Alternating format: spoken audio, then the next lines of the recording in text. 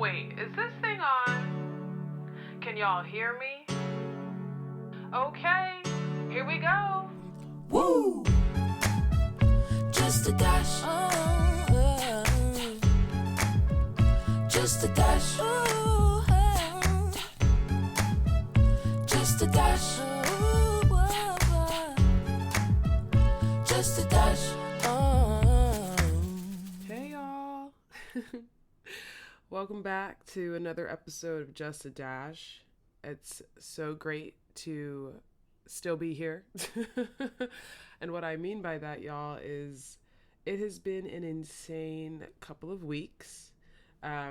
It's really great to have this space to just kind of de-stress. I don't even know if that's a word. But I don't know about anybody else, but when it gets really, really hectic at work, sometimes like at the end of the day, whatever other passion projects you had, whatever other things you need to take care of, your energy is spent. Like your brain is just fried. And I can wholeheartedly say that I am in a space of just being completely fried. I don't know if anybody, I think I've shared before that I'm an event planner. I think I've shared before that I work for NYU, but just to give a little more context, I basically plan events for newly admitted students and prospective students.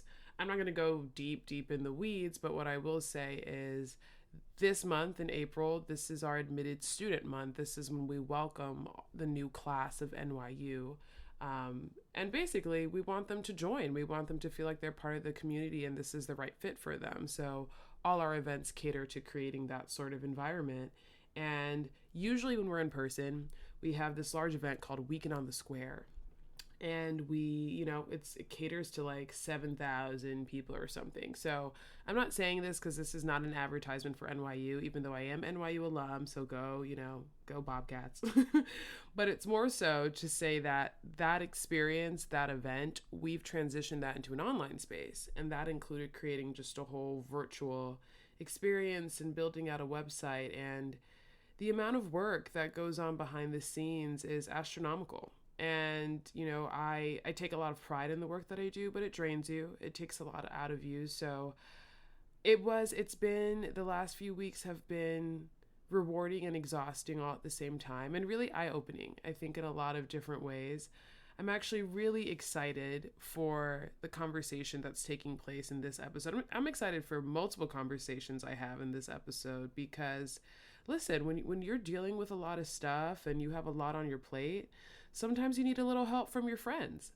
And I think I said this before, maybe one of the first episodes, that's not innate for me. It's very new for me at 29 in my Saturn's return to truly realize that I'm not on this planet alone and that I don't have to take it on all alone and that boundaries are okay and sometimes muting a group chat is okay and sometimes responding late to someone is okay and sometimes not taking things personally when someone doesn't respond to you is okay. Like I'm really starting to reset my frame of mind when it comes to a lot of experiences that I'm having, whether it's in my personal or professional life. And it's really been wonderful to have conversations with people who continue to open my mind to, finding new ways to live life a little more balanced. So I'm saying all that because this week I felt so drained and I was like, I don't know how I'm going to do Are You For Real? I don't know how I'm going to do Say What? Like I'm in this place where I'm exhausted and, I'm excited, y'all, because in Are You For Real? I asked one of my best friends, Alexis, to do it with me because I was like, you know what, maybe I can bounce off somebody's brain and I'd love to hear someone else's point of view about these hot topic subjects that I'm always talking about. And of course, it felt more like a phone call than it did a podcast episode, but I love that. And that's, definitely the vibe that I want everyone to feel. I want people to feel like it's their friend talking to them on the mic right now because, I fuck with y'all that way. So it was really dope. Thank you, Lex, for coming through and Are You For Real? And I'm very much also excited about Say What this week, y'all, because this week we're talking about really wellness. We're talking about why it's important to be able to let resentment go in all facets of your life, whether that's in the current social climate that we're existing in, whatever you're dealing with, whether it's racism, prejudice, sexism, transphobia, all these things can allow you to become incredibly resentful of other human beings, especially those who are hateful towards you. And this is really, this conversation that I have with Joi. And I'll let Joi introduce herself, as I always do. I'll let her introduce what she does. Her story is incredible. Her backstory as to how she got into energy work, which I just spoiled it for y'all. It's pretty incredible. And she's just such a kind soul, such a genuine soul. And it was just such a blessing and an honor to have this conversation with her. And to get back to that, because I interrupted and jumped and leapt. So to get back, we talk about wellness, we talk about energy work, and we talk about letting go. We talk about letting go of resentment that you have towards people who have wronged you, whether that's, in your love life, in, spaces of social injustice. And also we talk about energy work and what energy work is and what pranic healing is. And we'll definitely need to revisit that conversation because, as I said to Joi in the conversation, I think pranic healing and energy work and wellness, people really attach it to being very hippy dippy and kind of being this thing that people on the fray do. And I admittedly have been that person to kind of joke about it or be sarcastic about it. But pranic healing and energy work and just being mindful of how energy moves through you and around you, it's important, and I think people should think about it a little more deeply because I think we try to make it seem like it's something that's only accessible to certain people, and it's not true. Everybody's got energy running through them, coursing through them. My favorite example is deja vu. When you feel like you've experienced something before, that might be a glitch in the matrix, y'all. Like you're experiencing that before because it's pulling from some unconscious level of your mind that in fact has experienced that before, or at least is attaching it to some sort of energy that has flowed through you before. And I think that's really dope. I think that's wild. I want to understand that more. I don't want to just think something just happened and my brain is having a glitch. Why is my brain having a glitch? Where is that glitch sourcing from? That's how my brain works. I'm very curious that way. So I've always been interested in energy work, and I've really lucked out with having a sister who is just as curious, if not more than I am, and even more courageous in how she navigates through that experience of learning about energy work and experiencing it. And so shout out to my sister. She's the one who helped me get my guest this week. I love you, Nika. I love you, Cook. It was also National Siblings Day this past week. So shout out to my sister for real. Our relationship is one that I just can't imagine living without. She's the yin to my yang or the yang to my yin. I don't know which one makes most sense for either one of us, but shout out to you, Cook. I love you so much. So yeah, this week I had a little bit of help from friends, for Are You For Real and for Say What. So I'm excited for y'all to listen to that. And I hope you really enjoy the conversation. I know I certainly did. But before we get there, I definitely want to share a word to the wise. And once again, this week's word to the wise is, it's nothing complicated. I don't think it's anything that anybody isn't already aware of.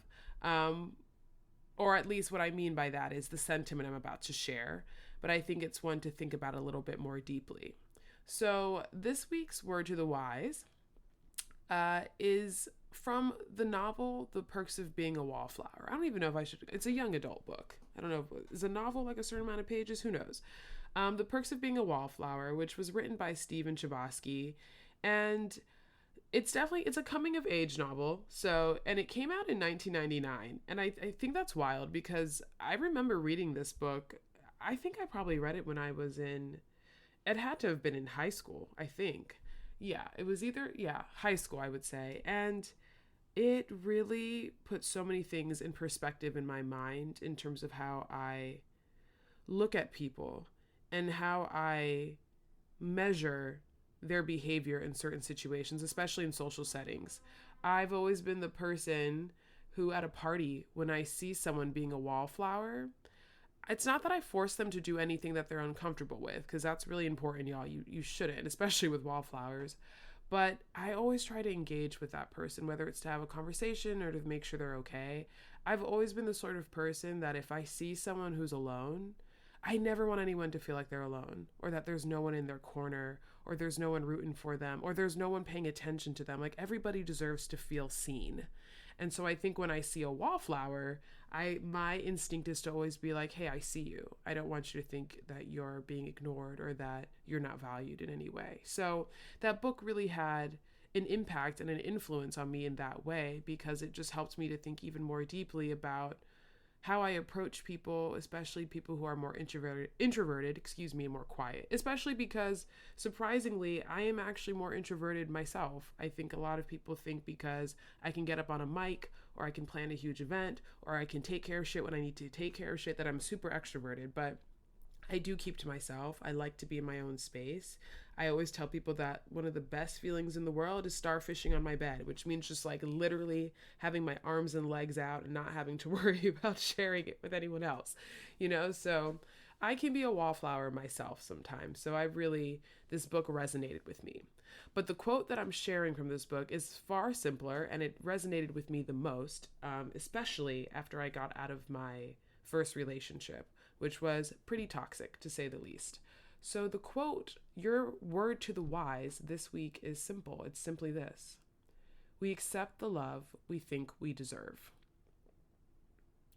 I think that is incredibly striking, because when I think of past relationships, when I think of current relationships, it's really easy to get in your head and think to yourself, oh wow, let me clarify, because that wasn't clear at all. What did I say? I didn't say anything.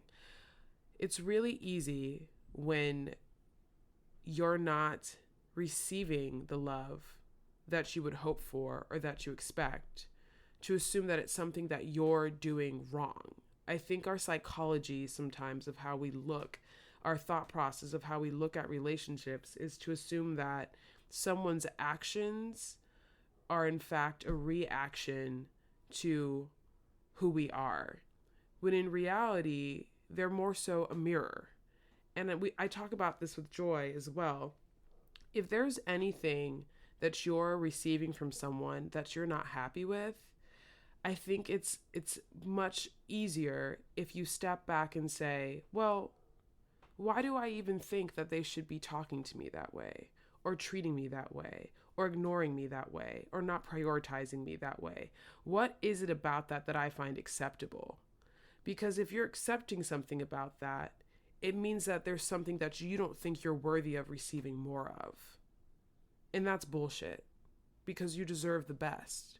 You deserve to have your expectations met. And I think sometimes expectations can be taken and it's seen to be such like an ugly word. When people say like, you need to manage your expectations. No. You need to manage your fantasies. Your expectations should be rooted in reality.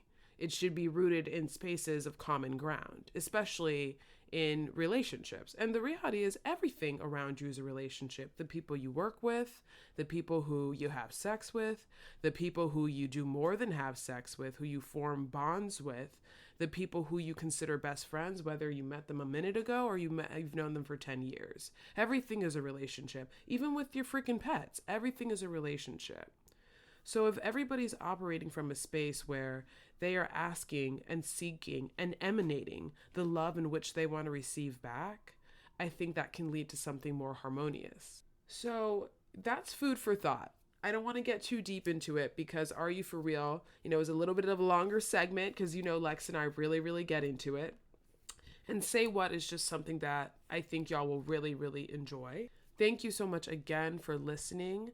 I just want to remind y'all that if you have any topics that you're interested, or any guests that you'd love to hear on the show, or you'd love to learn more about, please seriously send me a DM, email me at justa-podcast@gmail.com. I want to hear from y'all. I'd love to hear from y'all. I'll share a little bit more at the end also about where you can listen to the show, or where you can leave a comment if you're interested. And leave a review, because feedback is how we grow. But that's it for your word to the wise this week. And now it's absolutely time for Are You For Real? Are You For Real? Shout out to you, girl. You had fun. This is just going to be littered with too many inside jokes. I can already tell. What are I you just drinking? Oh, I am drinking Trader Joe's finest Shaw rosé. Why did you say it like that? Why did you say it like that, though? Because it's What's the the brand? Can you say that one more time for me, please? Shaw Oh, okay. rosé. Wow, with the shiny lips too. Wow, she's glowing and glossing. You know I got to keep the lip No, gloss okay, popping. please, no more product placement. Literally, this is not a YouTube channel. You love when I do this. I do love when you do it just because you do that whole makeup thing where you like put your hand behind the product and you treat every video call. You know what? Let's just already start. I'm just going to include this in the podcast. Listen, y'all. Alexis is here with me today. I'm gonna let you've met Lex before. Lex was actually in the bonus episode, so technically she's my first guest to return to the podcast, which is Oh, yeah. which is pretty exciting. Lex is one of my best friends. I've known Lex since I was 17. Actually, yeah, 18, 17, 18. I met Lex. So I knew about Lex when I was 17. Y'all. People used to think that Alexis and I were the same person, literally.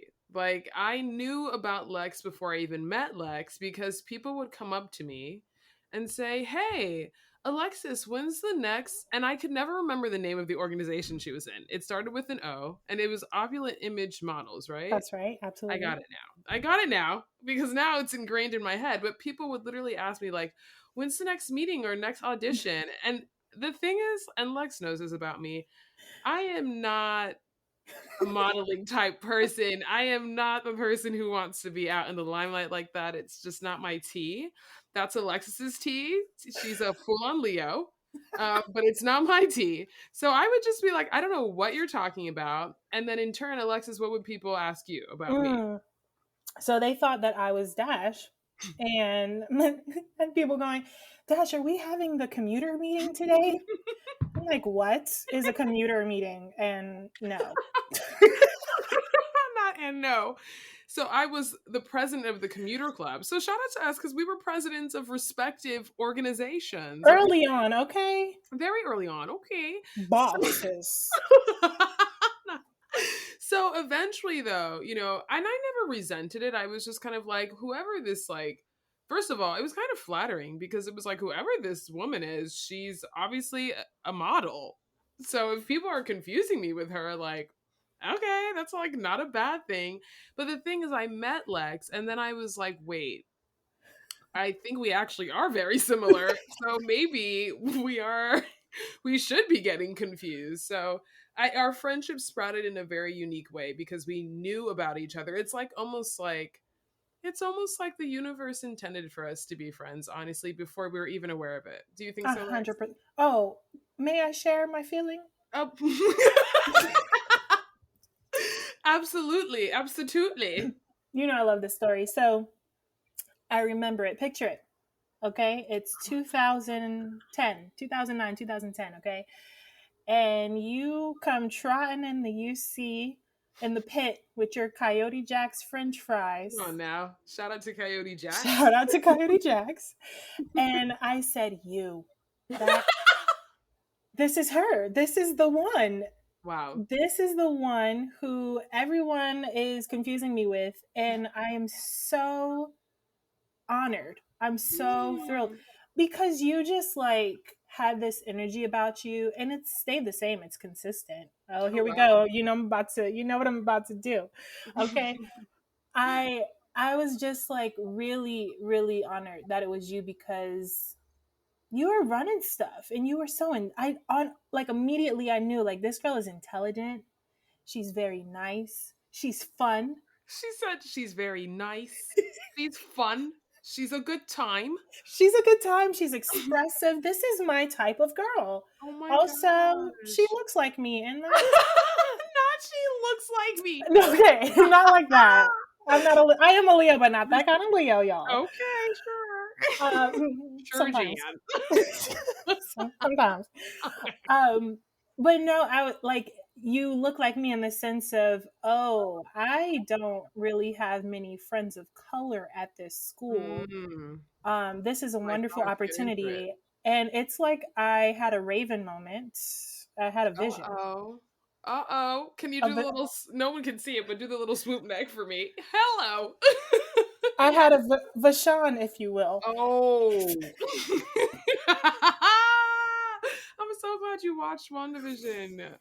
And it's like I saw our future, us being as Wow. close as we are today, which is like insane because it just keeps It's getting a even better. journey. It's a journey, y'all. Yeah. Because Lex and I, we were talking about this the other night. Lex and I talk very, very frequently, y'all. Like we are we are two peas in a pod. Like We're in a and full we on committed relationship.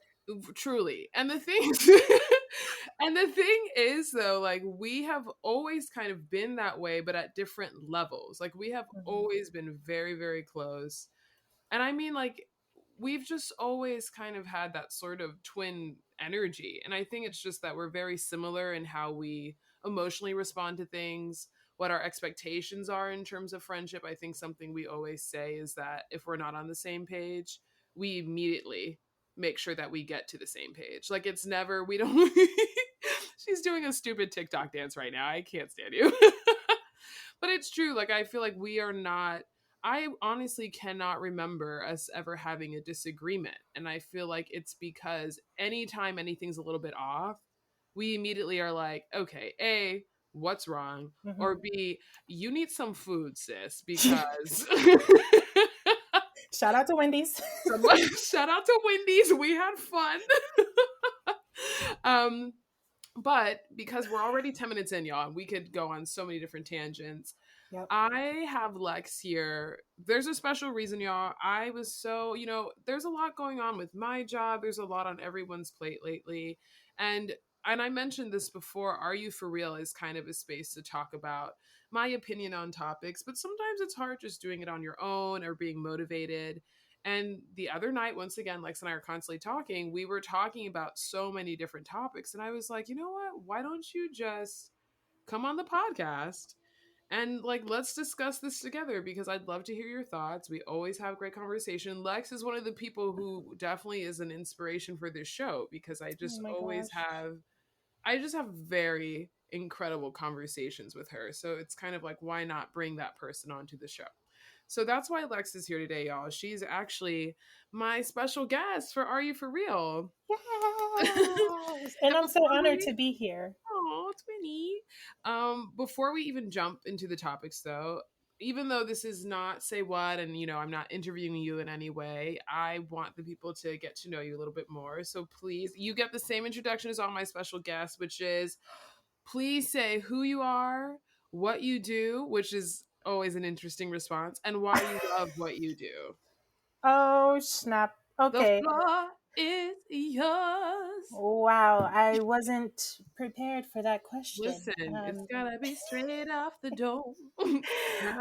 So Why? Why? No don't get reason. me started. Don't get No me started. reason. No reason. And Things that's I do going should on the not be doing. peppermint patty playlist. Come on now. You already know. Okay. For real. Okay. So, hey y'all, I'm Lex. I'm Dash's 20. Mhm. Okay. And I'm really excited to be here. I'm just going to actually use this moment to say how proud I am of Dashka for Stop. this podcast. I already see where it's going. It's already lit. It's popping. And so when I say that it's an honor to be doing this with you, I don't say that lightly at all. Like this is actually a really big deal, and I I'm gonna cry, so I'm I not gonna can't. keep. Okay, we're gonna stop. Lex always does the opposite of what I ask her to do I'm because gonna do it. we're the same. So she doesn't like talking about herself, but I would like you to gas yourself up, please. Okay, so here we go. I currently live in Atlanta. Okay, Yes, come I like on. I like my peaches out in Georgia. We love a teaser.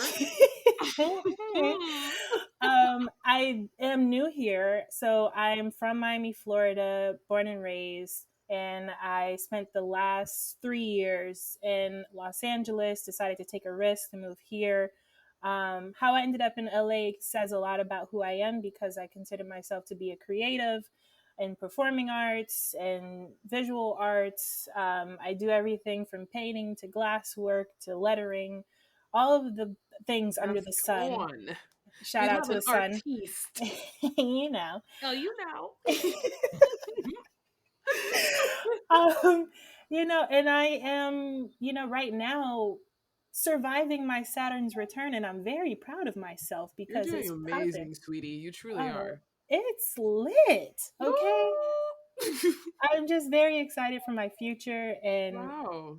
it's just nothing, but good things happening, and it's only up from here. So stay tuned. I'm not going to plug any social media because I am not on the socials at the moment. Because you're working, because you're building up. She's building that empire, y'all. 100%. Everything that everything that Alexis just said about me, just remember, we literally called ourselves twins. So we're in sync right there. I'm just gonna, that's how I'm gonna subtly toss it back, right? Hello, hello. You know whose future, so now we're gonna transition straight up into the topics, because you know whose future isn't so bright? Which one? So y'all, I said that Lex was here to help me talk about a couple topics, and what sparked her even being here for that conversation is because I was talking to her about Sharon Osbourne. So, just to give a little context, y'all, I had an episode where I talked about Meghan Markle and everything that's going on with the monarchy, and I said that I was going to keep up with it. So, I have been keeping up with it, okay? Have I been keeping up with my sleep cycle? No, but that's a different story. We're going to get to that. One thing at a So, time, baby. things that should hold more priority, to be honest. Okay, let me fill up my glass of wine. What are you drinking, Lex? Shaw. Yeah. Rose. I'm having Yellowtail Moscato. Come on, Yellowtail. It says right here on the bottle, a little sweet, little fizzy, little tight. That's you. Period. So we're here for it. Come on now. So I have been following along, and basically, of course, there's been a lot of backlash. People have been having a lot of opinions. Most people have been in support of Meghan Markle. Let's make that very clear, which is cool. It shows how the world is evolving. But of course, you have people who like to be out of pocket. The first person, though, who really made a splash was Piers Morgan. Now, I think most people are aware who Piers Morgan is, but just in case you're not, he's an English broadcaster. He's a journalist, writer, and television personality. He's pretty much the most insidious person right now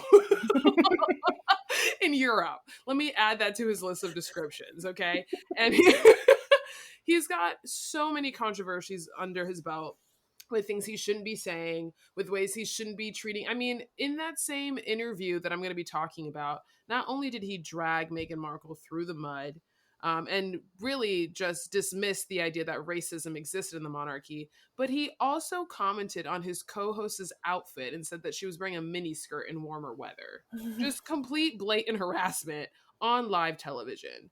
So in that first, interview or whatever he did, he basically blasted Meghan Markle. He was upset because she cut him off or something or another. I don't know why he was under the impression they were friends to begin with, Boo. Seems like you're a little delusional. What do you think, Lex? You think so? A little out the box. Come on now. Shout out to Key and Peele. So he does this, this interview, whatever. There's a follow-up show that he does. And I don't know if this person is his co-host. I'm not really familiar. In the clip, though, this man, he's a black man. He's a black English man. I'm assuming he's English. And he basically just puts Piers Morgan in his place. And he's just like, it's really hurtful and harmful the way you're speaking about this person. Piers Morgan didn't like it, walked off the set, essentially, and decided to leave the show. So fast forward now to The Talk. The Talk is a show where 4 women, I think it's 4 or 5 women, I don't watch it regularly, but it's just co-hosts basically who sit down and talk about different things, they have cooking segments, they have musical performances, they talk about hot topics, pop culture, contemporary issues. I think the most exciting thing right now is Elaine Welteroth. Yes. Is the newest co-host.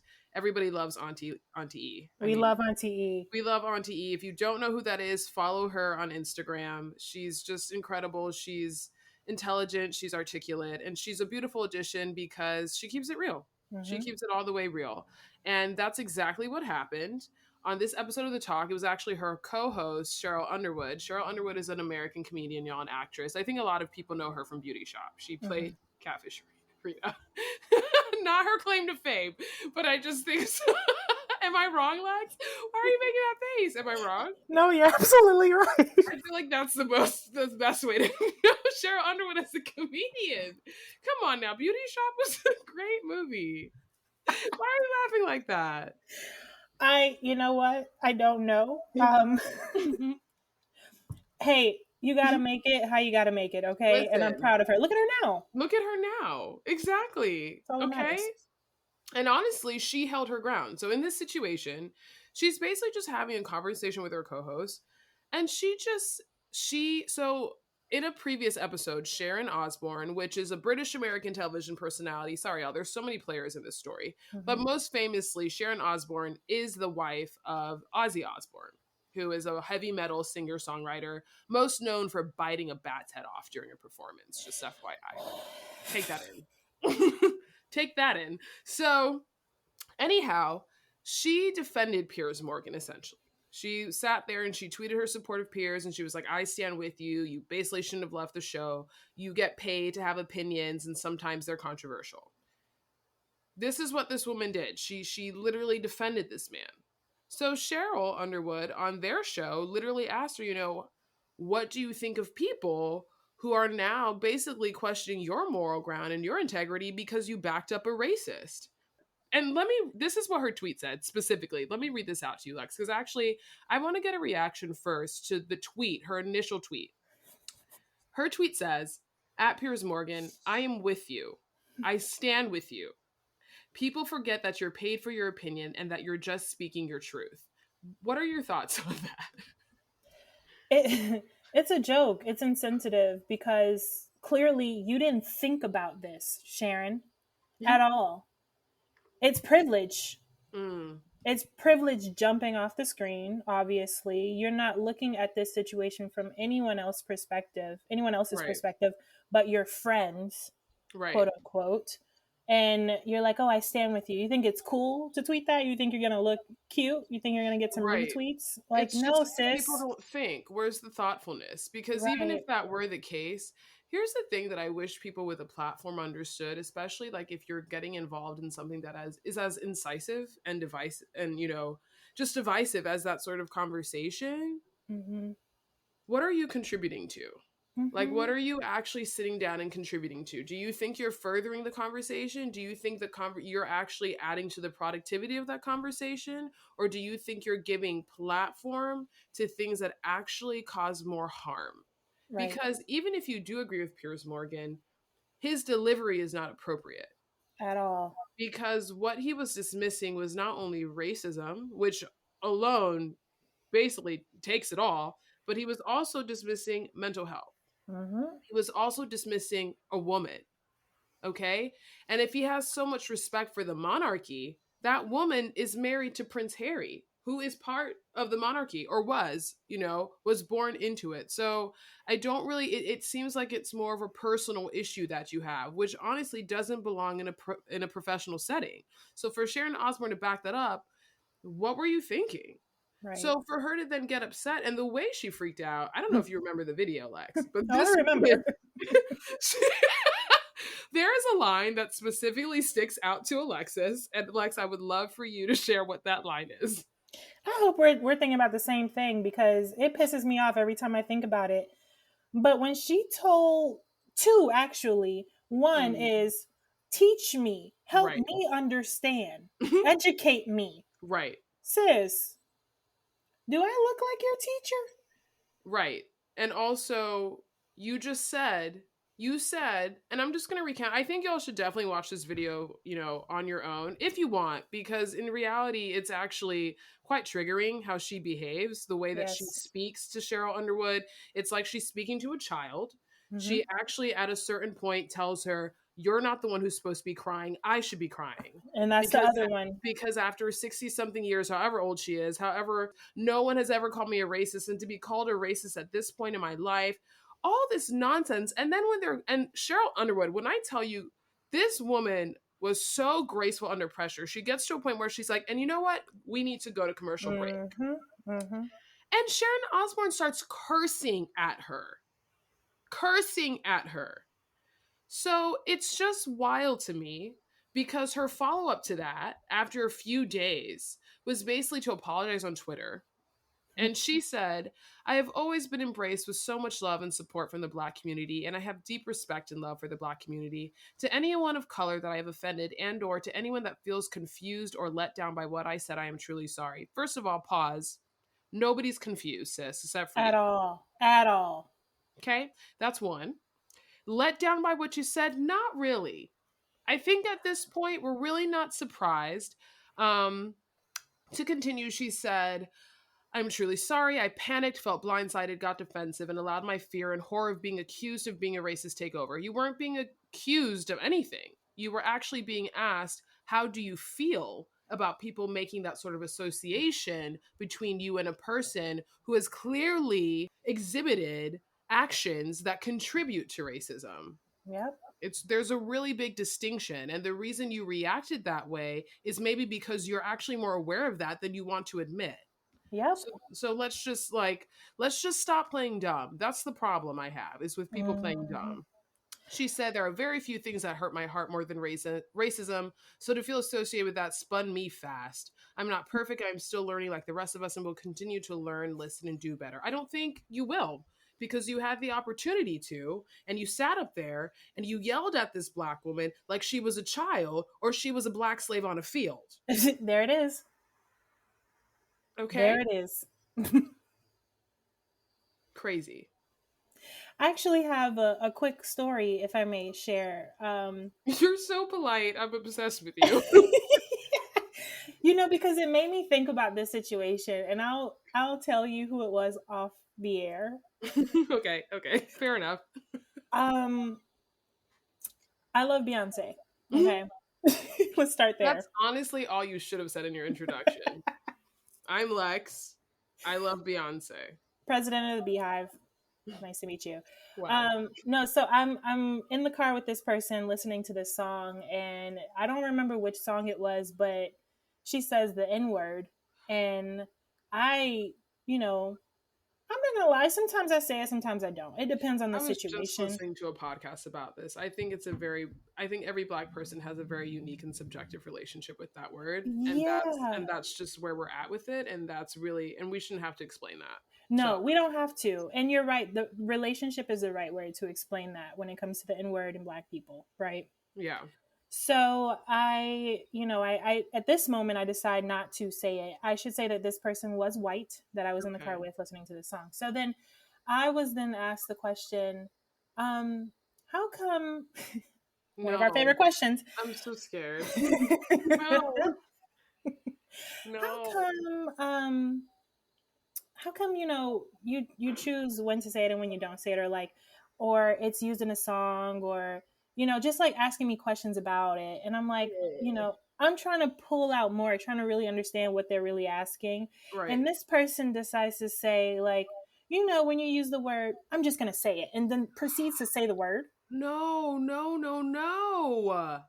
And I was driving. Oh no. Precisely. I feel like if I can go back to that moment, I would skirt.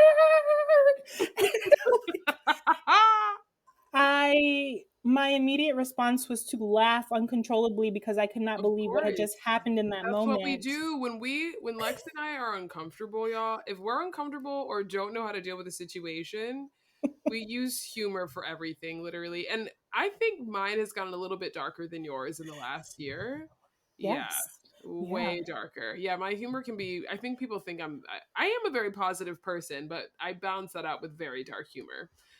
But Lex and I have very dark humor, and we definitely use it to deal with any sort of situation where we do not know what to do. So I can imagine you just cackling. I had to. And in me laughing, I was trying to get it together and understand why this person felt the need to proceed to say the word when they absolutely did not have to. Right.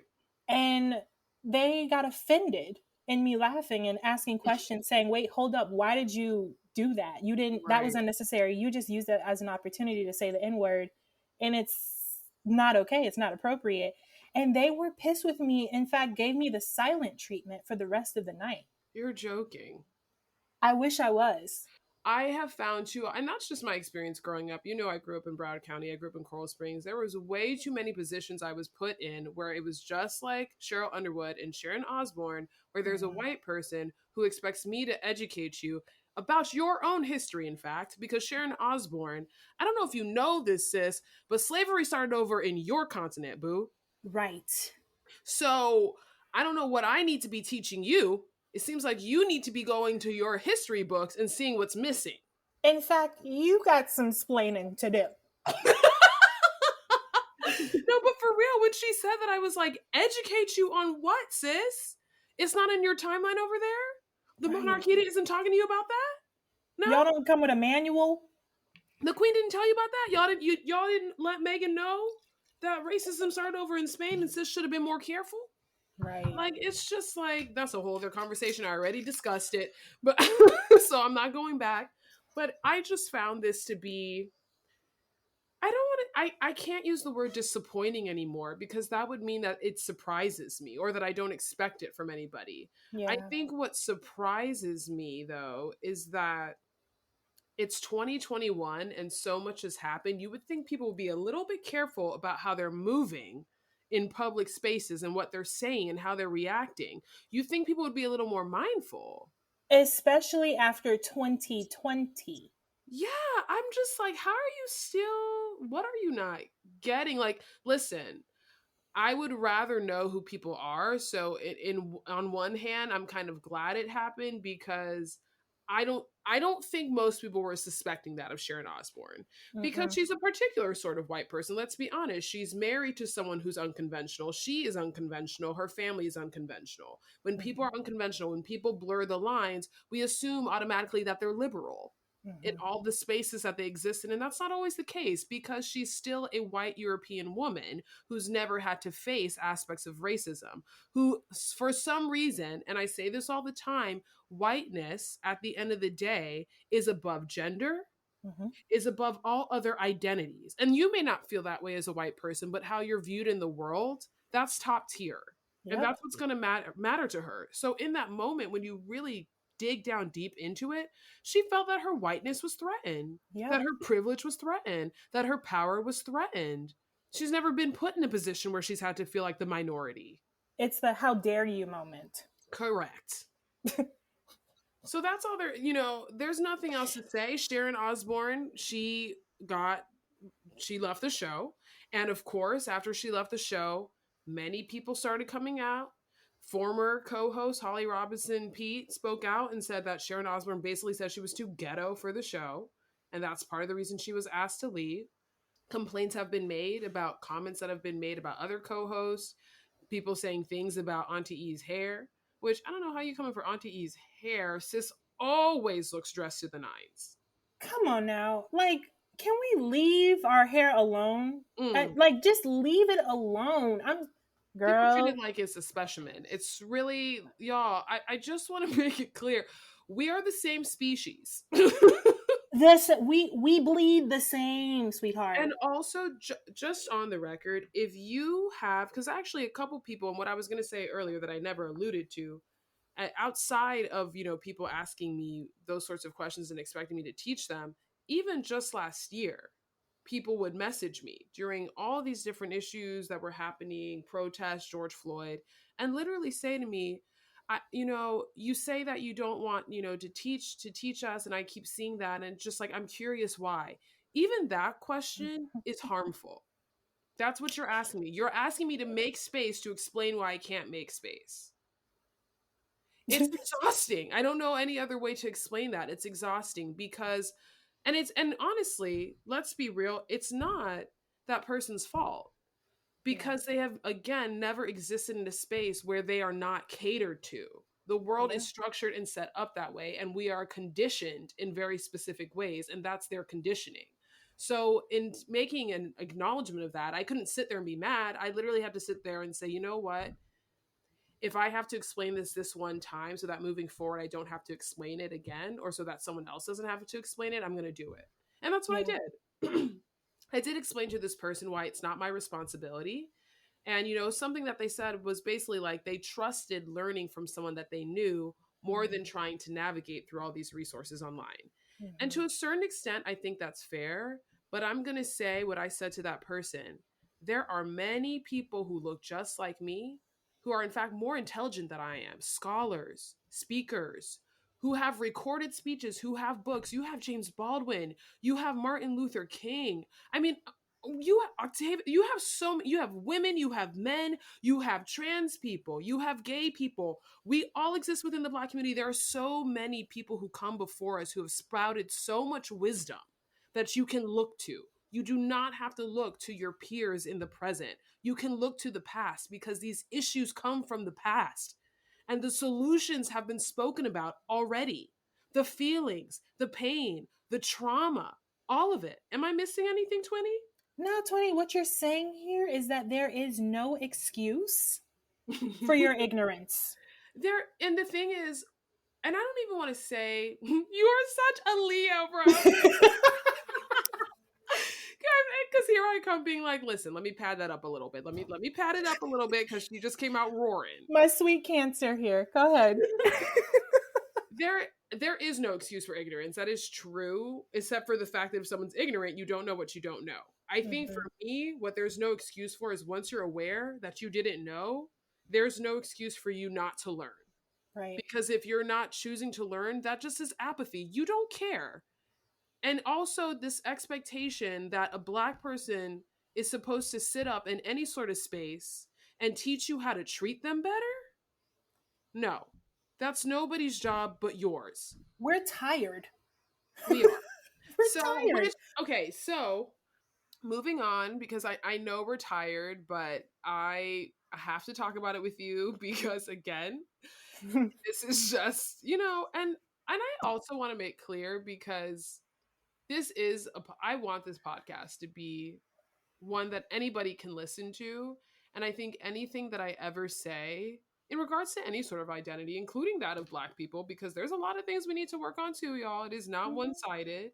But it really sources from a place of wanting to see the world change.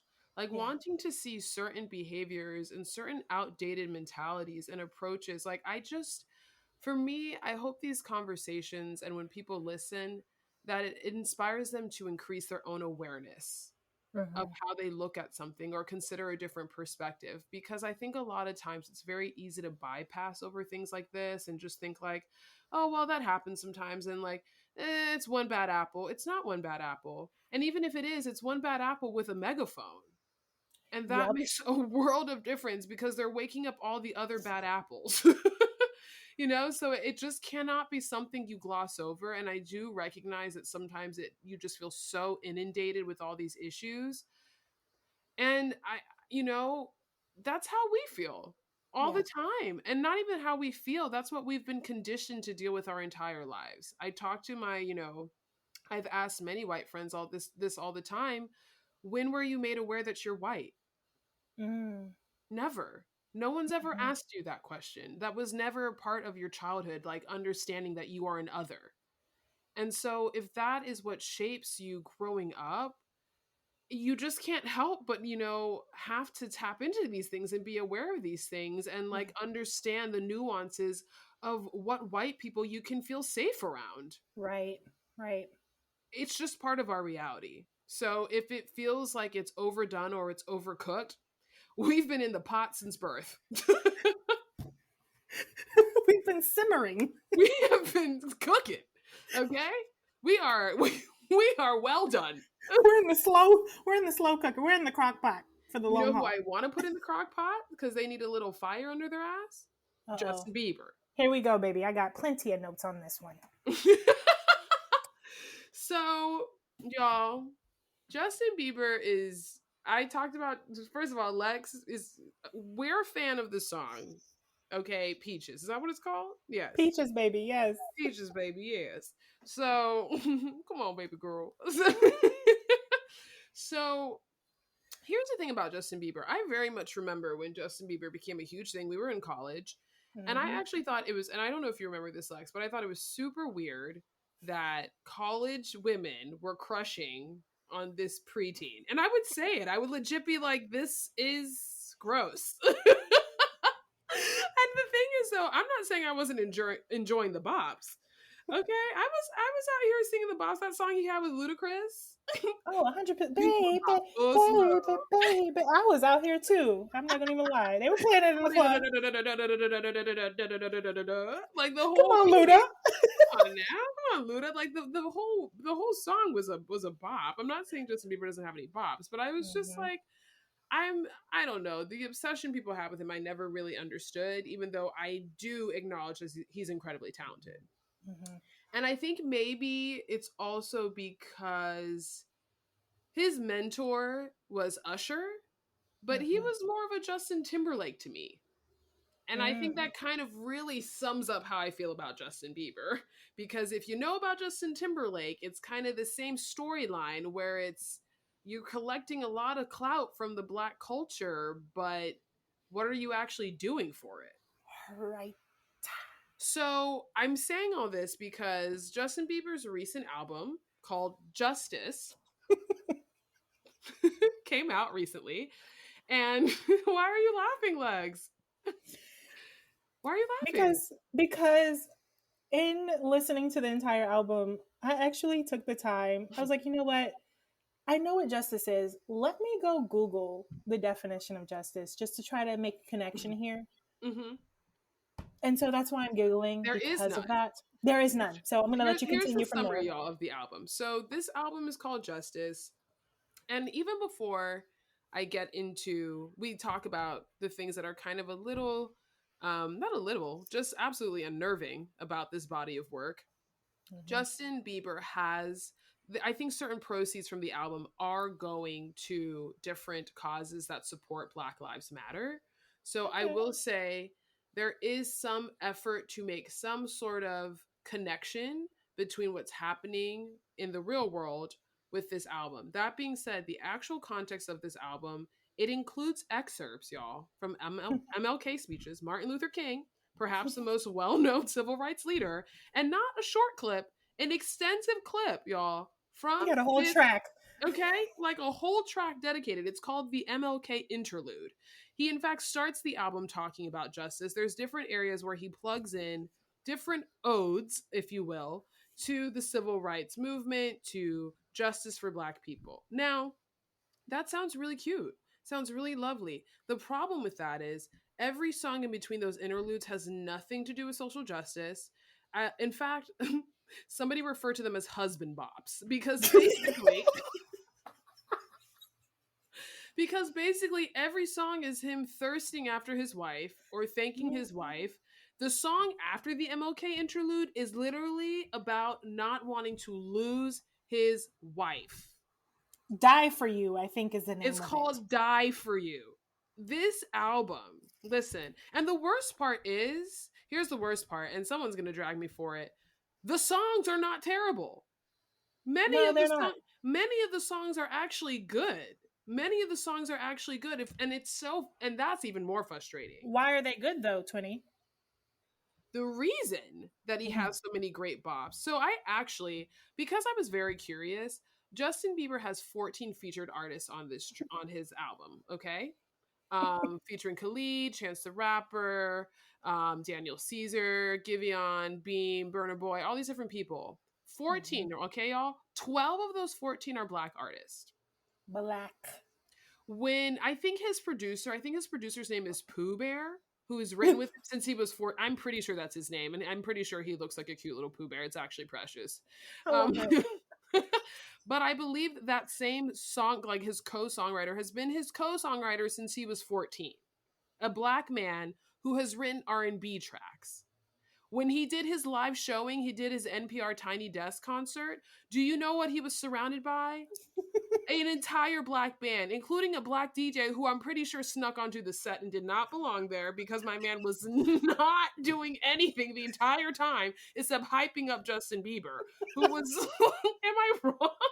His hype didn't even match the energy of what was going on. Not at all. They would do like a rock reggae song, and my man is acting like he's bopping to 50 Cent. I'm like, where are you? Are you at the same concert as us? It was so bizarre.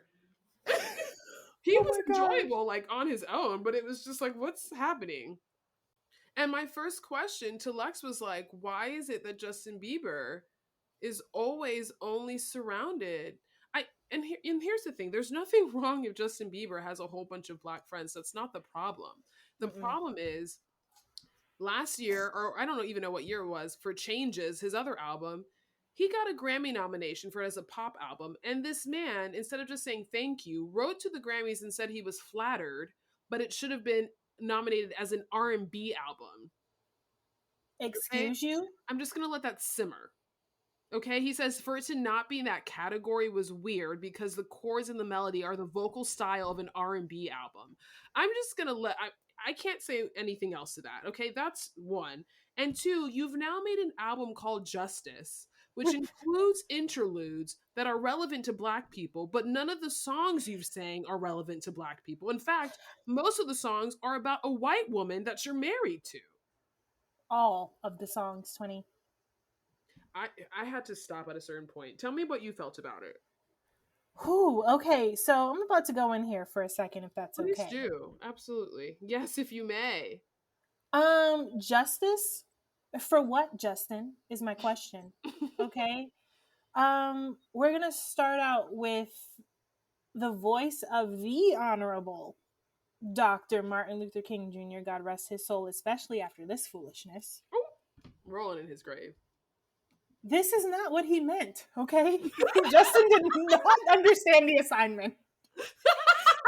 This was not his dream. Truly, my favorite meme right now is who understood the assignment. Clearly not Justin Bieber. This was not his dream, okay? I do want to talk about that interlude because when I got to that point, I was not expecting to hear such a long speech from Dr. King. And it was powerful. It was moving. Yeah, it was. And had it been a part of an album that was actually for something purposeful in regards to justice, in regards to, I don't know, something like the Black Lives Matter movement, it would have been perfect. However, Justin, this is a love album dedicated to your wife, which is great. Like, it was great. You're right. The songs are some of the songs are a bop. Like I love it. It's a good mix of pop. It's a good mix. I think he's got a good like throwback vibe. Peaches is definitely a great indication of that. Like I think we can all agree that music inspires music all the time. So there's nothing that Justin Bieber put on this album that we haven't heard before, but he does it well. Right. He's a talented young man. Nobody's taking that away from him. Absolutely. However, again, I am very confused as to why it's called Justice. This was an injustice, Justin. This was an injustice, okay?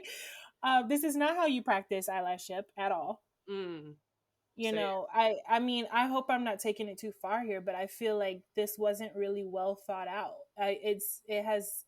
I would love to hear his thought process, and maybe this is out there, but I would love to hear his thought process about how he came up for the name for this album. Right. When he wrote about these songs, and maybe it has something to do with the proceeds going to some foundations. I don't know. I think Justin Bieber has always said that he respects Black artists. I know that his career really started out in Atlanta. Shout out to Atlanta. I just think though that he, unfortunately, I think his team capitalized upon something that was occurring in the world that he probably cares about. And this is, again, this isn't really the biggest, this is kind of a dig at Justin Bieber, but it's not intended to be. I feel like when I've seen him in interviews, Justin Bieber is a sweet, he kind of like gives me a George W. Bush vibe. And what I mean by that is you're a sweet guy, but you're not the brightest bulb. No. And I just don't think puppet-ish. Yeah, I think Justin Bieber is really sweet. I think he's probably a really kind person. I think he's actually probably a really fragile person, given a lot of things he's gone through in his life. I also think that shit is overdone. And I just feel like, listen, like, it's not that you haven't been through a lot. I get it. But I don't think people are dragging you through the mud anymore for the shit you did when you were younger. It seems like now this is like just your only source of content to make music. Yeah. And I don't know how much I can rock with that after a certain point, but I also want to be empathetic because people express themselves in different ways.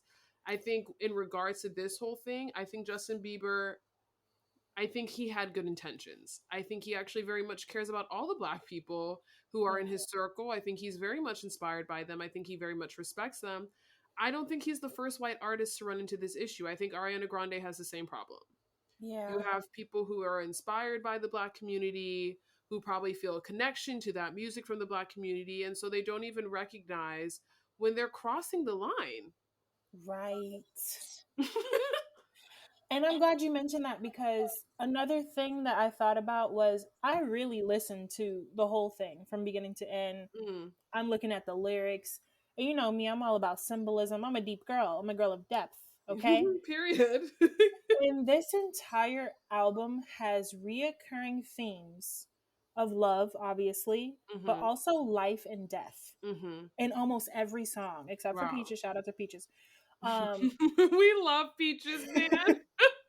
Which is unfortunate because there's many problematic people on that. Daniel Caesar, also I know, problematic. I know, I But know. you know what though? Everybody's got to have a couple problematic songs. We can't be perfect all the time. We can't. We weren't built that way. Well, when it comes to the themes of life and death, and you're naming your album Justice, and again, I'm sorry if I'm getting too deep here, but No, say it. we're talking about, you know, at the time you're releasing this album, you're giving proceeds to Black Lives Matter foundations, organizations, and I don't know, it just made me feel very like this was insensitive. Like you're talking about life and death throughout this album, and in regards to what happened, not forget 2020, but even prior to everything, and even the Yeah. people that you have featured in this album, like did you not consult anyone? Did you not think about how this It's may tone deaf. make people feel? It is tone deaf. But do you know why? Here's the tea though. The reason Justin Bieber feels he can do that, and I said this before, is because those Black people let him do that. And that's another thing, like, oh, I just They teeter let on the him fact of think. like, They let him think it's okay. what friends do you really have? Like, who's not saying, yo, Justin, dog, this is a bop, So, but well, this is where it gets really interesting, right? Because I think of one of Justin Bieber's closest friends is Jaden Smith. And I know that's hilarious because Jaden Smith's Twitter at one point was my favorite, just like social media platform, just all on its own. just his Twitter. Just his Twitter, because first of all, he capitalized every letter in the sentence. Oh, He was yikes. he like stylized his tweets, and also he would tweet something where he was like, "Children should not go in school. It's not a real education." And then his next tweet would be like, "The best education you can receive is in a classroom." Like he would just write contradictory thoughts. That's not even true. Yeah, I made those up. But he would write contradictory thoughts all the time. And it was just like, clearly you are young, Yeah. and you are definitely exploring who you are, and that's really cool and that's really exciting, and you're doing it on a platform where people can just like literally just be like, okay, young one. Okay, grasshopper, wax on, wax off. Like there's a lot to learn there. Shout out to Karate Kid. Jaden Smith is one of Justin Bieber's best friends. I think we would say that Jaden Smith is part of one of the most progressive Black families that currently has a platform. Like the Yeah. Smiths are out here talking about, they have Red Table Talk. Gammy has a podcast now. Willow Smith is out here talking about anxiety. I think the band she's in is called The Anxiety, doing yoga splits. Jaden Smith is out here. Jaden Smith is out here in dresses and rainbows. Like they're out here doing their thing. So it's an interesting dichotomy, because you would think that Justin Bieber, in fact, does have the right people in his circle to make him aware of the proper approach to these sorts of conversations and this sort of content. And that just tells me what the music machine is, and tells me what Hollywood is. At the end of the day, it's about what sells. They don't give a rat's ass about what's harmful to us or what, is insensitive to us. Because you're right, I don't know how this went through anybody's boardroom and nobody clocked that people listening to this aren't so dumb that they're not going to pick up that there's actually no contextual relationship between the songs and the title of the album and the excerpts which were included in the album. Like, I would actually like to get like some sort of reaction from, and I'm not picking on our white brothers and sisters here, but I would love to have gotten a reaction from them listening to this album and then hearing you Dr. know they King. loved it. What do you mean? Stop. They were like, You know they loved it. People were right out. on. Listen, I was actually looking at different reviews, and most of the reviews were actually well received. I did see, though, that many critics found the placement of speeches by Martin Luther King Jr. in the album irrelevant in context. That really sums it up. Just irrelevant. Variety's Chris Willman appreciated the album's production and Bieber's vocals, calling it an unabashed good pop album, but wondered why anyone thought it was a good idea to conflate civil right martyrdom with the thought of succumbing to a hot woman. The last one, this is my favorite. It says, in a negative review, criticized Bieber for putting one of the greatest orators who ever lived on the album as a tone-deaf wheeze, and deemed the album a new low for the singer. Dang. Kitty's not playing around. Kitty is not playing. It's that gif where they're just like, damn. Exactly. They just I do have a question for you. Ask me. Because I thought about something here. If his wife happened to be a black woman, Haley Biebs. If she were? Yeah, if he was married to a black, if he was married to a sister, like, no, I don't think it would not if he was married to a sister. I don't think it would have made a difference for me, because it's not even that he's talking about a white woman. It's that he's talking about topics that are completely irrelevant. You could talk about love. You could talk about love, going beyond race. You could talk about even if he were to talk about falling in love with his wife's soul or her spirit, and like, there was just not one song dedicated to love about humanity or love for other people. Like, it was about a specific person. So even if his wife was a woman of color, it would still be like, this is not relevant to MLK. And the thing is, and this was actually said on The Read, which was a very good point, MLK actually has many different sorts of speeches. So, yeah, I mean, I just think it's pretty safe to say that Justin Bieber it's unfortunate, because I wanted him to have a different sort of trajectory, and I just feel like he's going down the same route as Justin Timberlake. And by that, I mean that at some point in his life, Justin Bieber is going to look back on this decision and is going to have to release an iOS apology on his Instagram. And it will be probably filled with typos, because my man cannot spell, and neither can I. So it's not a dig at him. However, I'm not a celebrity. And he needs spell check, because it's just not cute. Okay, the wine is definitely hitting, y'all. Come on now. That Leo energy is coming out, baby. Oh yeah, I should share that my house of communication is in Leo. The last topic I want to talk about, and we just hit an hour, y'all, so we're gonna wrap it up. This is gonna be quick. I just like to talk about things also that are completely just obscure to me, or that I have not been tapped into or tuned into. So I don't know about y'all, but I barely go on the Shade Room, and I go on the Shade Room so much so that I don't even follow the Shade Room. But like, occasionally, if I hear something on a different podcast, like, I'm like, wait, where was the source of this? And a lot of times it's the Shade Room. So I go to the Shade Room, and one of the first tiles that I see says that Akon is building his own city in Senegal. And in fact, if you Google, where is Akon now? It says Senegal, and then it says Akon is moving forward with plans to build a 6 billion sustainable smart city in Senegal called Akon City. The Senegalese American singer said the 2,000-acre futuristic metropolis would include a luxury resort, condos, offices, a hospital, a stadium, and an artificial intelligence data center. He also, did not know this, y'all, has his own cryptocurrency called Acoin. It's brilliant. A-coin. First of all, it's brilliant because it's a play off his name, but also a coin. Come on now, brother. Come on, A-coin. Come on, A-coin. So the singer believes that A-coin would best serve nations with currencies that are destabilized. Wait, am I saying this right? The singer believes that A-coin would best serve nations with currencies destabilized by runaway inflation or corrupt governments as the public ledge of blockchain guards against malfeasance and would allow users to control their own economy and control their own destiny. Akon also bought a diamond mine, y'all, in 2007, which apparently was very shifty. He couldn't talk about how he bought this mine, but he is rocking the jewels. So after Chadwick Boseman passed away, I think, and I will say I was aware that Akon had basically given up the life of Smack That and decided, I just want to listen. That was his last known song. Am I wrong? Because you didn't have to take it, but I'm glad you did, because that's.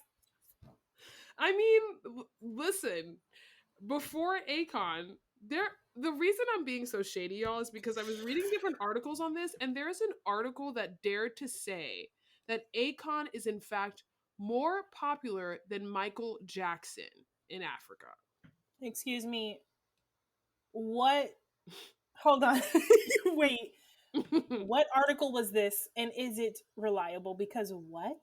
I didn't even, you know what, that's a good point. I got to the point where I was reading it where I was just like, I'm leaving. I'm not having a good time. Yeah. I'm Best not decision. having a good time. I will say it was on the first search results of Google at the top. And I think based on SEO and what I know, shout out to marketing and PR, Okay. that more reliable sources are the leading sources. So I do think it was actually a reliable source. Wow. Yes, that was a quote, by the way. It wasn't even like, oh, this writer decided to flourish up their article. Like, no, it was a quote that someone believes that Akon is in fact more popular than Michael Jackson in Africa because my man is set out to build Wakanda. And I just wanted to gauge your reaction on that because, listen, I'm all for people going after their dreams, but it just really was when, it's like, it's not even like who read the assignment and followed the assignment. It's who decided to do their own project. Yeah. And I'm kind of here for that energy, but I'm also just like, and I will be honest, I'm mostly here for that energy because I love a good a good pun, and A-coin is very much where it's at. And I'm down with A-coin on some. I mean, I may be investing in some A-coin. Okay, here's the thing though. I'm pretty sure A-coin is supposed to be like it's cryptocurrency, so that's like Bitcoin. So right. Also, where is Akon? They say Senegal, but is he actually somewhere on the deep web? Because that's where Bitcoin is. Like, where is he buying all this stuff from? Like, who are you doing business with? Akon, where are they now? Where are In all seriousness, but I wanted to end on a light note because I just thought, not that it's funny. His dreams are not funny, y'all, in any way. But it's one of those things where it's just so completely unexpected. And I keep seeing that, like, almost every couple of years, there's something about Akon, like, just investing, back into Senegal, he is Senegalese. So I'm not, it's very personal to him. And I think it's beautiful that he decided to make that choice and he's going down that route. But it's just funny because when you grow up in Florida, like, Lonely and Smack That are the staples of your childhood. If you're of a certain age. That's it. And Lex and I are of that certain age. So we don't know Akon as the philanthropist. We literally know Akon as the man who literally had a chip voice and sang Lonely, and also had a video with Eminem where he was singing about smacking the asses of women. So all on the floor. Yeah. You want some more. Right. So, you know what? There's two sides to this for me. Like, obviously there's a part of me that finds this kind of funny and I'm like, okay, Akon, what are you doing? Really? What's happening here? And then there's a part of me that kind of steps back from that and is like, why is that my immediate reaction to this man Right. trying to give back to his home, trying to build something up, using his resources in a positive way that many of us should aspire to, and we don't see as often. So our immediate reaction is, what are you doing, Akon? So Right. That's fair. honestly, my overall genuine true reaction to this is, Akon, do your thing. Like, For real though. if it works, great. Like, this could be something that could help so many other people and inspire so many other people to do the same thing. Maybe he's the one really being the It's gotta be a trailblazer. first. It's gotta be a first. Exact. Listen, if there is gonna be a real Wakanda out there, let me get my passport together, because For real. You know. it is. Listen. That is not Earth even. is ghetto. I wanna leave. Oh my god. A deep cut. Oh my gosh. Earth truly is the ghetto. So this is shout out to Nene Leakes, the ghetto child. The ghetto. And that is what Earth is. So if we can find a heaven on earth, ooh, Wakanda is a heaven on earth. Okay, I'm stopping already because you're out here doing the Wakanda symbol and it's too much. I'm dying right now. But no, for real. Like, if Wakanda is real, and here's the thing though, like, I'm gonna be honest with y'all. It's not that I don't want to interact with any other race ever again. That's not what I'm saying. But the first wave is definitely only going to be Black people entering the city, y'all. The second wave might invite. I'm just kidding. I'm absolutely joking. No, not in quotation marks. I'm absolutely joking. I actually really, to be honest, like, this sounds fantastic to me. I think it's actually incredibly inspiring, especially as I was reading all the different things that he has been doing. He said that he didn't want to just spend his life being known as a musician, that he wanted to do something meaningful and something impactful for his community of people. So I think it's a really beautiful thing. I am not a person personally where it's like, I would definitely want to hang out in Wakanda, but I do think that it's important for us to coexist among each other, whatever our identities are, because like I said before, I start full circle, we are of the same species. We literally are the same species. We should be able to coexist and understand each other and love one another. And it doesn't seem like he's going down the route where it's only it's only going to be for Black people. Like, I'm not saying this is literally Wakanda, but Right. all jokes aside, it really is beautiful. And it's especially beautiful, honestly, to see a Black man giving back to his community in this way. I actually don't think Akon is getting a lot of notoriety or attention for this. He's not a big name. I saw it on the Shade Room, but I hadn't really heard about it. It's not something you hear about in the news. It's not like he's on the level of like LeBron James or anything like that. Right. So I do think this is really something that he's personally passionate about. And I think that's really cool. So, shout out to Akon. Shout out to Akon. And shout out to Akon. Okay. Yeah. Is where the money resides, baby. Where the money resides, where the money resides. Yeah. Okay. Well, that's the perfect conclusion. Oh my gosh. Thank you so much for joining me for Are You For Real? This really was wonderful. I love picking your brain. I love how you express yourself. And I also love that we can have these sorts of conversations because it's important, y'all, to be able to have safe spaces to discuss these sorts of things. Yeah. And, Just a Dash is my safe space. And I don't expect everyone to agree with my perspective. I also don't expect everyone to understand my perspective or, and I also don't expect to always be right. Like, sometimes my perspective does need a different angle. So it's really helpful to have someone to talk to who identifies how I do, but also has different experiences that I do. So Twinnie, thank you so much for being here. Thank you. It's truly been a pleasure. A good time. Everybody, shout out to everybody. I had fun. We had fun. Okay. Twinnie time is the best time ever. And yeah, thank you so much. Thank you. Thank you guys for listening. And keep on coming back, baby. Okay, so that's it for Are You For Real? And now stay tuned because we're gonna get into Say What? Say what?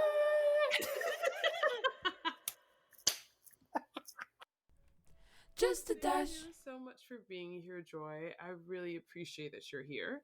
Like I was telling you before we even hit record, I actually really didn't say this, but I can't express how excited I am that you're here, honestly, because we're going to dive a little bit deeper into all the things that we're going to talk about today. But really, we're going to be tackling different topics in regards to the social climate, love, and really energy work. Those are the three areas I want to dive into. But before we even get there, I definitely, want you to share who you are with everyone. So you have the floor right now. Please tell the people who you are, what you do, and why you love what you do. Thank you. So my name is Joy Aikens, and I am an original Georgia peach. I think people think that's like really unique, apparently in Atlanta. Um, I was brought up in a small town of Conyers, Georgia, which is metro Atlanta area, about 30 minutes outside of Atlanta. And I think we could talk about like all the things that I did. And I think that all of those things was the culmination of getting me, I won't even say to this point because I still feel like I'm at the beginning of Wow. this journey. Yeah. But, I was brought up AME and Baptist Christian. I was a good girl, so to speak. In I'm quotes. more I'm the oldest sister of, my parents divorced when I was relatively young. They were one. I was one. 13 months exactly. And my grandparents ended up in custody of me. And so, um, being brought up in this very unique situation, it was like I was my grandparents' child. And then so my both Mm-hmm. my parents went on and remarried, and then they had another set of kids. So I'm the oldest of six. So very unique situation. But now I work for a physician recruiting firm, and I have an aesthetic business, and I've done cater in the past. And so it's like I have all of these different experiences. And what I've come to realize is like this joy has always been on a search, looking Hmm. for something. And specifically towards my spirituality, as mentioned, I grew up in AME Christianity, Mm-hmm. and Southern Baptist is part of my roots as well. And I was young adult, bought my first home, and I'll remember, never forget this. I always had this belief in a being greater than all of us. Hmm. Called God is what I learned, grew up, learning, and Mm-hmm. it just never. I never understood what was going on in this world. If we have this all loving being, all pervading, and you know, there's this unconditional love, and I'll be honest, I thought, I've done all the right things, but I can't seem to find Mm.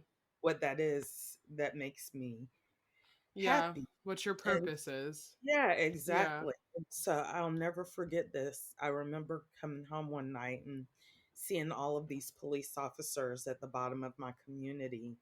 And then later, Hmm. like a couple of days later, I get an email and it says Lauren's arrangements.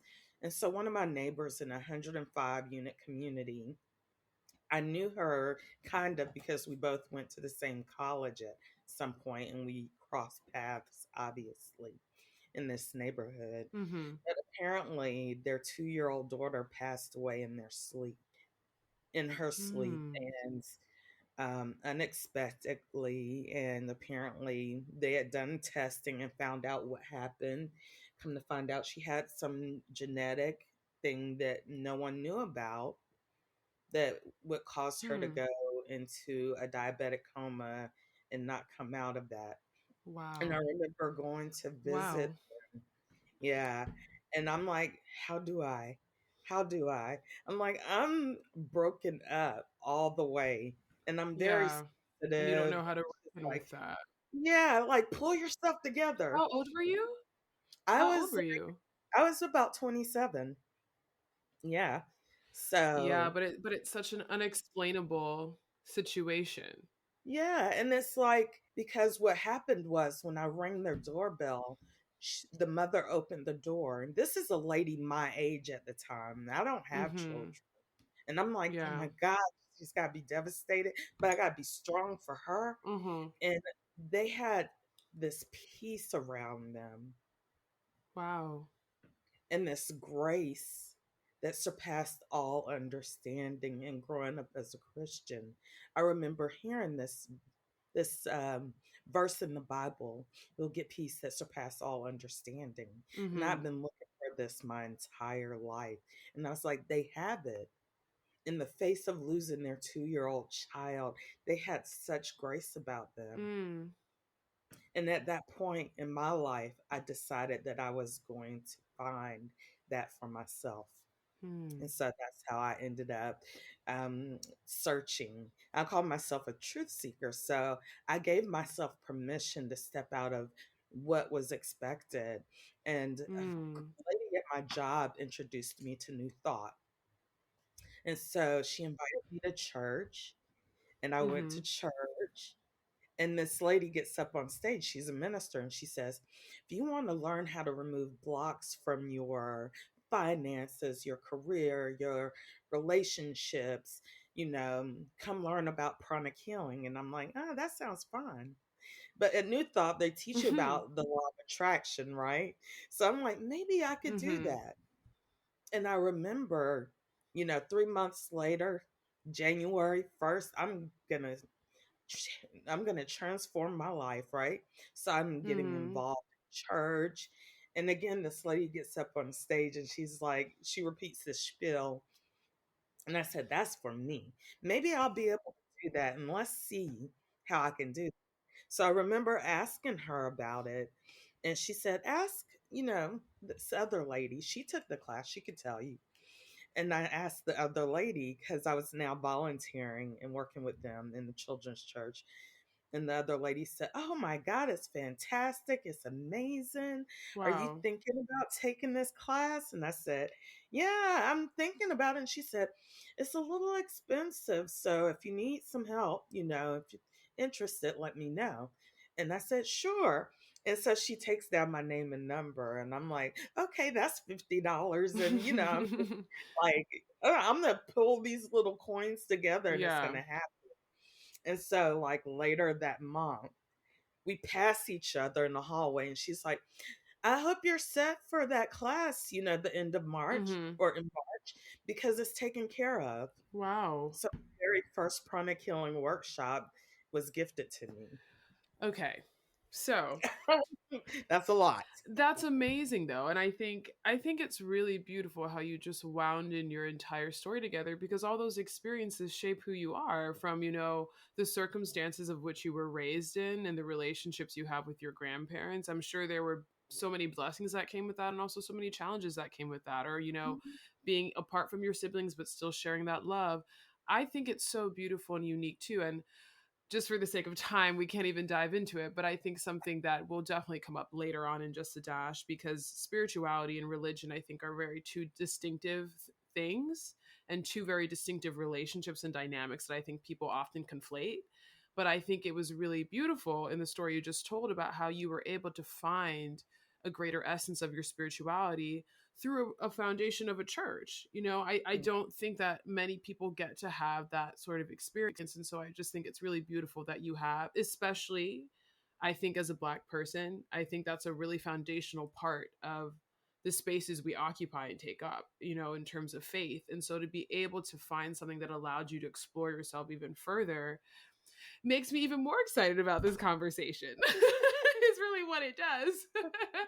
So, and with that, thank you for sharing all that. And like your voice, like I love your voice so much. It just like, I don't know, it's like this like flowing river. It's just really, really lovely. But, Thank I I want to share, with everyone, because I shared it with you. I heard you speaking during a meditation earlier this year. I think it was in January. And like I said before to you, my sister is my go to for all things related to energy work. She does energy work.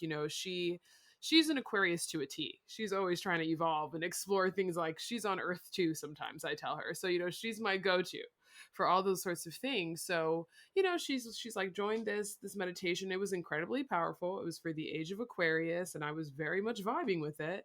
But at a certain point, there was, you could, unmute yourself and share a couple comments. And I think it was in relation to racial injustice and whatnot.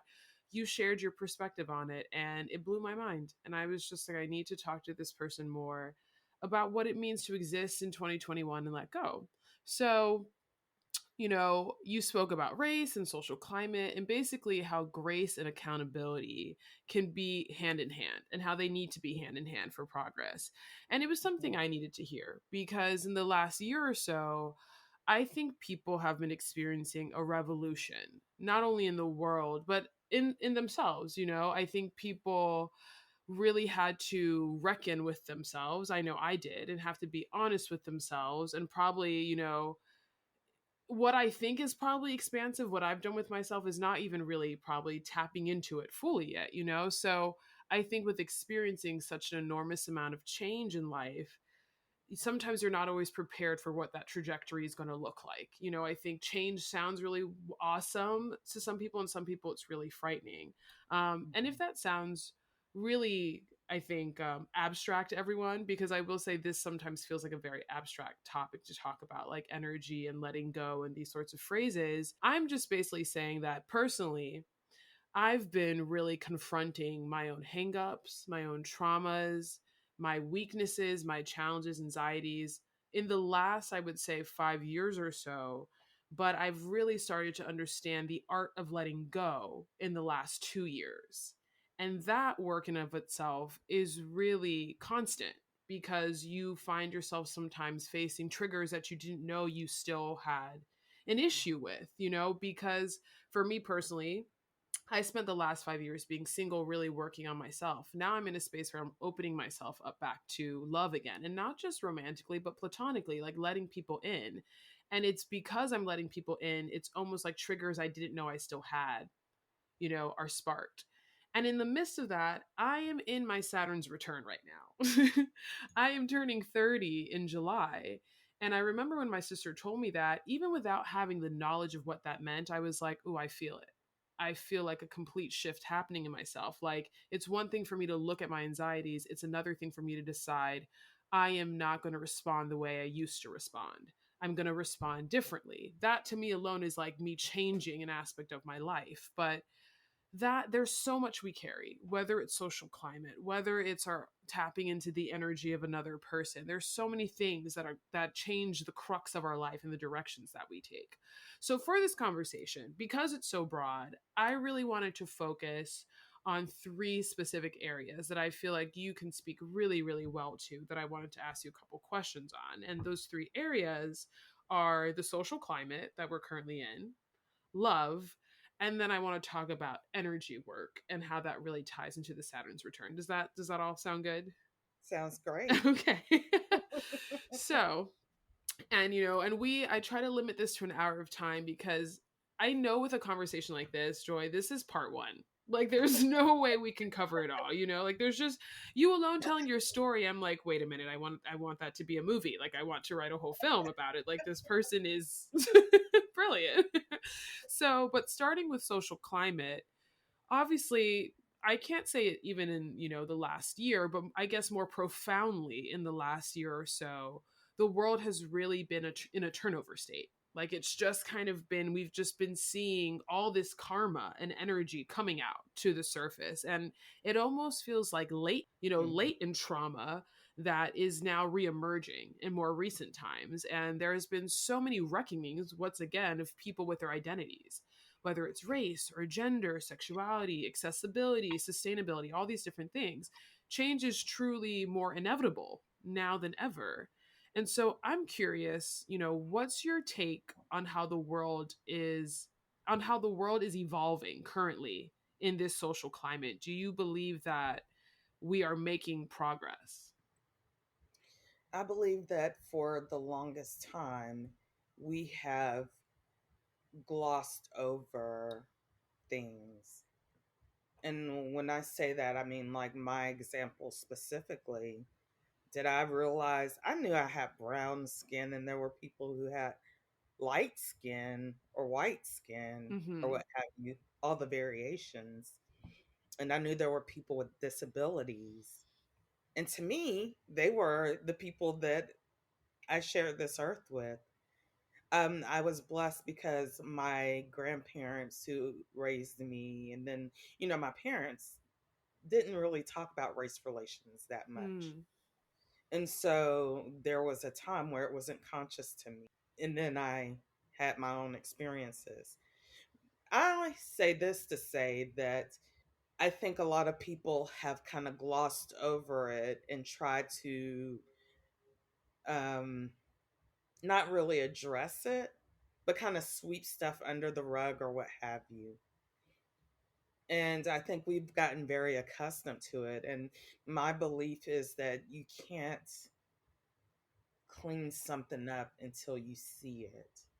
So what I'm thinking is Mm. happening now is it's coming to the surface. Those weeds are coming to the surface, and it's providing us an opportunity to actually start plucking them.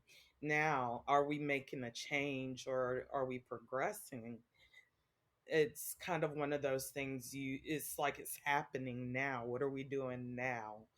So it's kind of hard to say Mm-hmm. because it all matters about how we choose in this moment what we're going to do. And so, like, for Mm. me, it's providing an opportunity for me to address things within myself in hopes, it does impact the collective, obviously. I feel like a lot of things that I've learned through energy work actually very much primarily have to do with looking at your own individual work and realizing how that ties into the collective and the impact that it makes on the collective. And I'm curious, obviously part of that means holding ourselves accountable and also holding each other accountable. And do you think that there are better ways for us to do that? Because I think oftentimes, I know personally, I can be very critical of myself. And I think if I can do that for myself, then that most likely means I'm capable of doing that for other people. So I think in practicing being less self-critical, I actually end up being more empathetic towards others. And so, Mhm. that's like an example I can think of. So do you think there are other ways that people can really better practice letting go of resentment that's tied to their experiences in relation to race or whatnot? Because you're right, I do think many people have glossed over things for so long, and sometimes the first response to that is to be defensive or to not want to admit it because it changes your worldview of what you've known. So I guess it's really a larger question, but I think the main question I'm asking is, do you think there are better practices people can put in place where they're not holding on to the resentment so that there can be space for progress? I remember this 21-year-old guy, and I'm like in my late 30s at the time, telling me no matter what that situation is, whether it's horrible, whether it's like it's my anxiety, whether it's my, whatever that experience, a person I'm coming in conflict with, it's mine. It's mine. And I thought that was so profound because once you embrace it as yours and part of your experience, that's when you can actually start addressing it. And so, what does that look like? For me personally, I have to take things that might not be the most popular because, like growing up, I was accused of not being black enough, and I'm black. you Hmm. know, brown Yeah. skin black, but I'm a black. Joy. I mean, Yeah. you know, I no, you don't have to tell me. You do not have to tell me. right. I remember being told I spoke too proper, and I'm like, what is that? What is that? And so Right. I struggled with that. So if I'm not black enough, then I'm not, you know, signing on to the struggle, or am I signing? So, I might try to, yes, this is what's happening to my people a lot more than maybe I would Mm-hmm. have in the past because I didn't want to be seen otherwise. That's my personal journey. And so for me, who I am is naturally a loving person who wants the best for everyone. And what that means, a lot of times, it's not popular opinion. I might have to look at the situation and say, well, what's going on in this situation? And why am I judging it? What am I judging? And what is it triggering in me? So when you go through those mental acrobatics, what does the outcome of that look like for you? Like what does it lead you to? It leads me to going back to who I am. Because ultimately, at the end of the day, what really matters is who are you? And I'm not talking about like the Black woman who has degrees or work at this company or has done this. I'm talking about the essence of who I am, the energetic essence of who I am. And when you get down to the basis of it, when we leave this physical realm, we'll go back to where we came from, or we never left, really, right? We unplugged from this, Mm-hmm. reemerge to that. And ultimately, all of this won't matter, but what will matter is the essence. And so, what is the true essence? And am I bringing that forth every day? Hmm. I feel you on that. I feel so it's so first of all, Joy, I cannot I'm like sitting here and I'm like really soaking in everything you're saying, which is why I'm just like, hmm.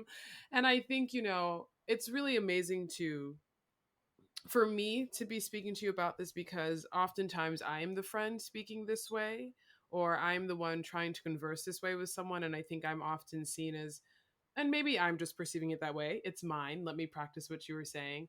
But I feel like an oddity.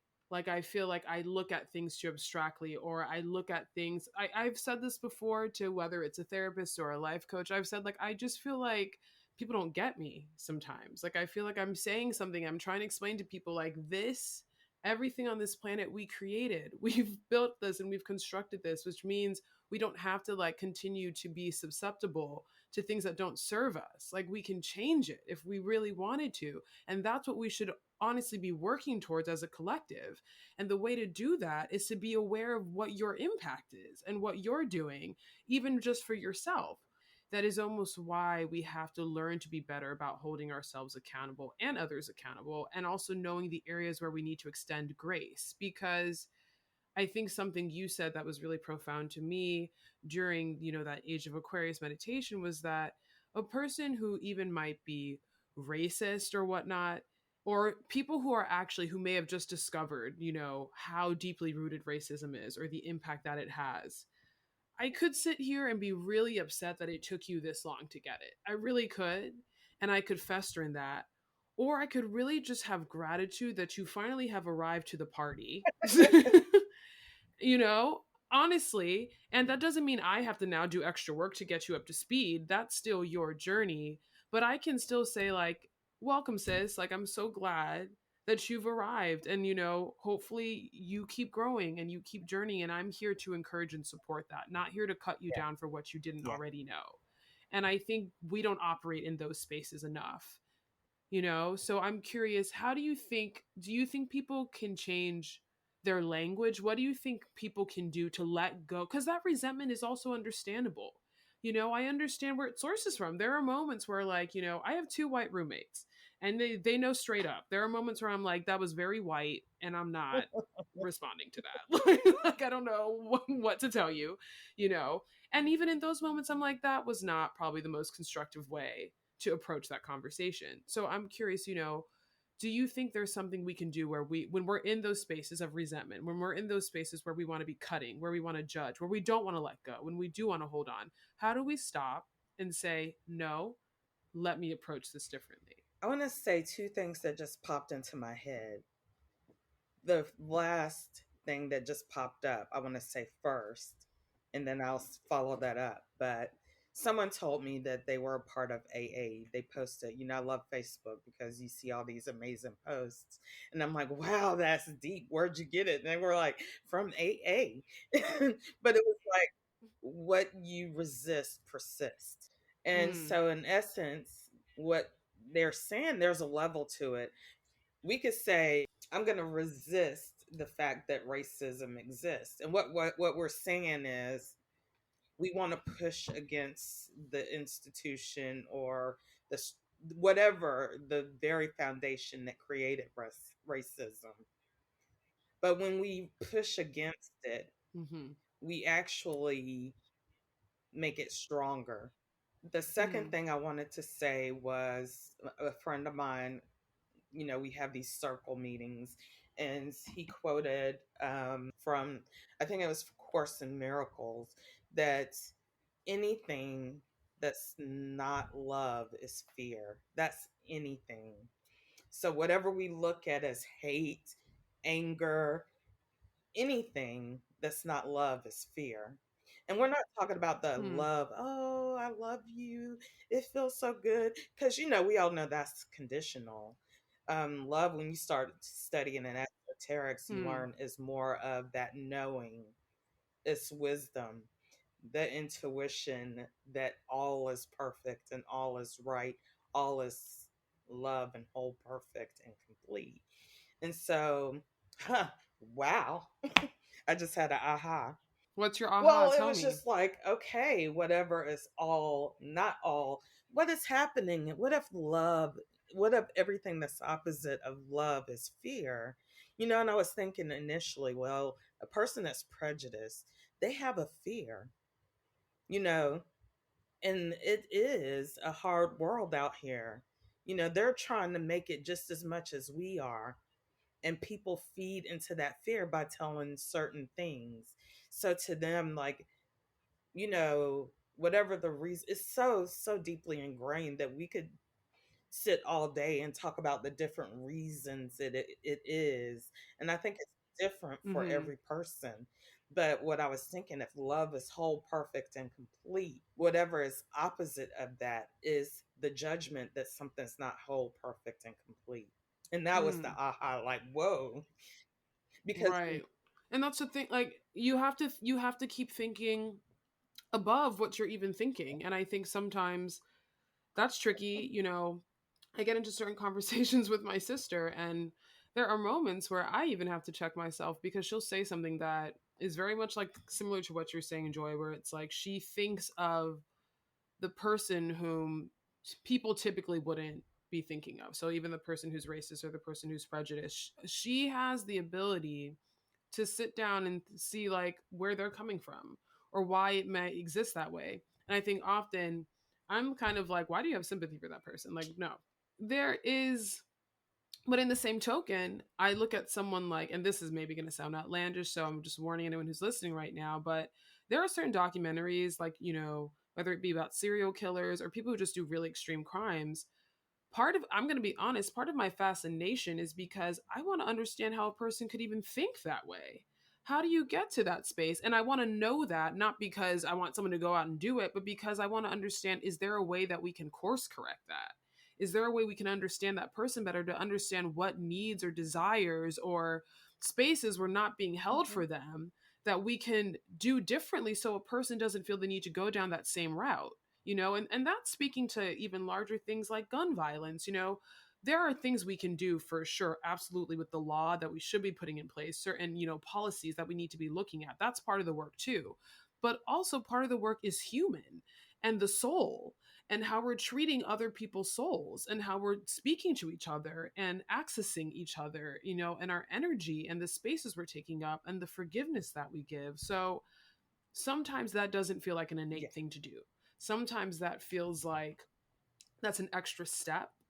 I know for some people listening, that's going to be like, it's going to feel very complicated. And so I wonder if there is, and I want to talk about this before we transition to the next larger topic, which is Mhm. love.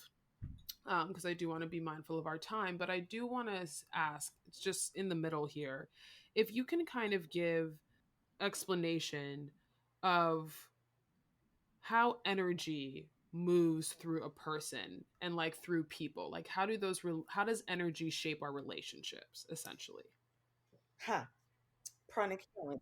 And you can take a moment Well, one of the because I things feel that like I've recently learned this year, I've been in pranic healing for 11 years, which is a no touch energy healing modality, right?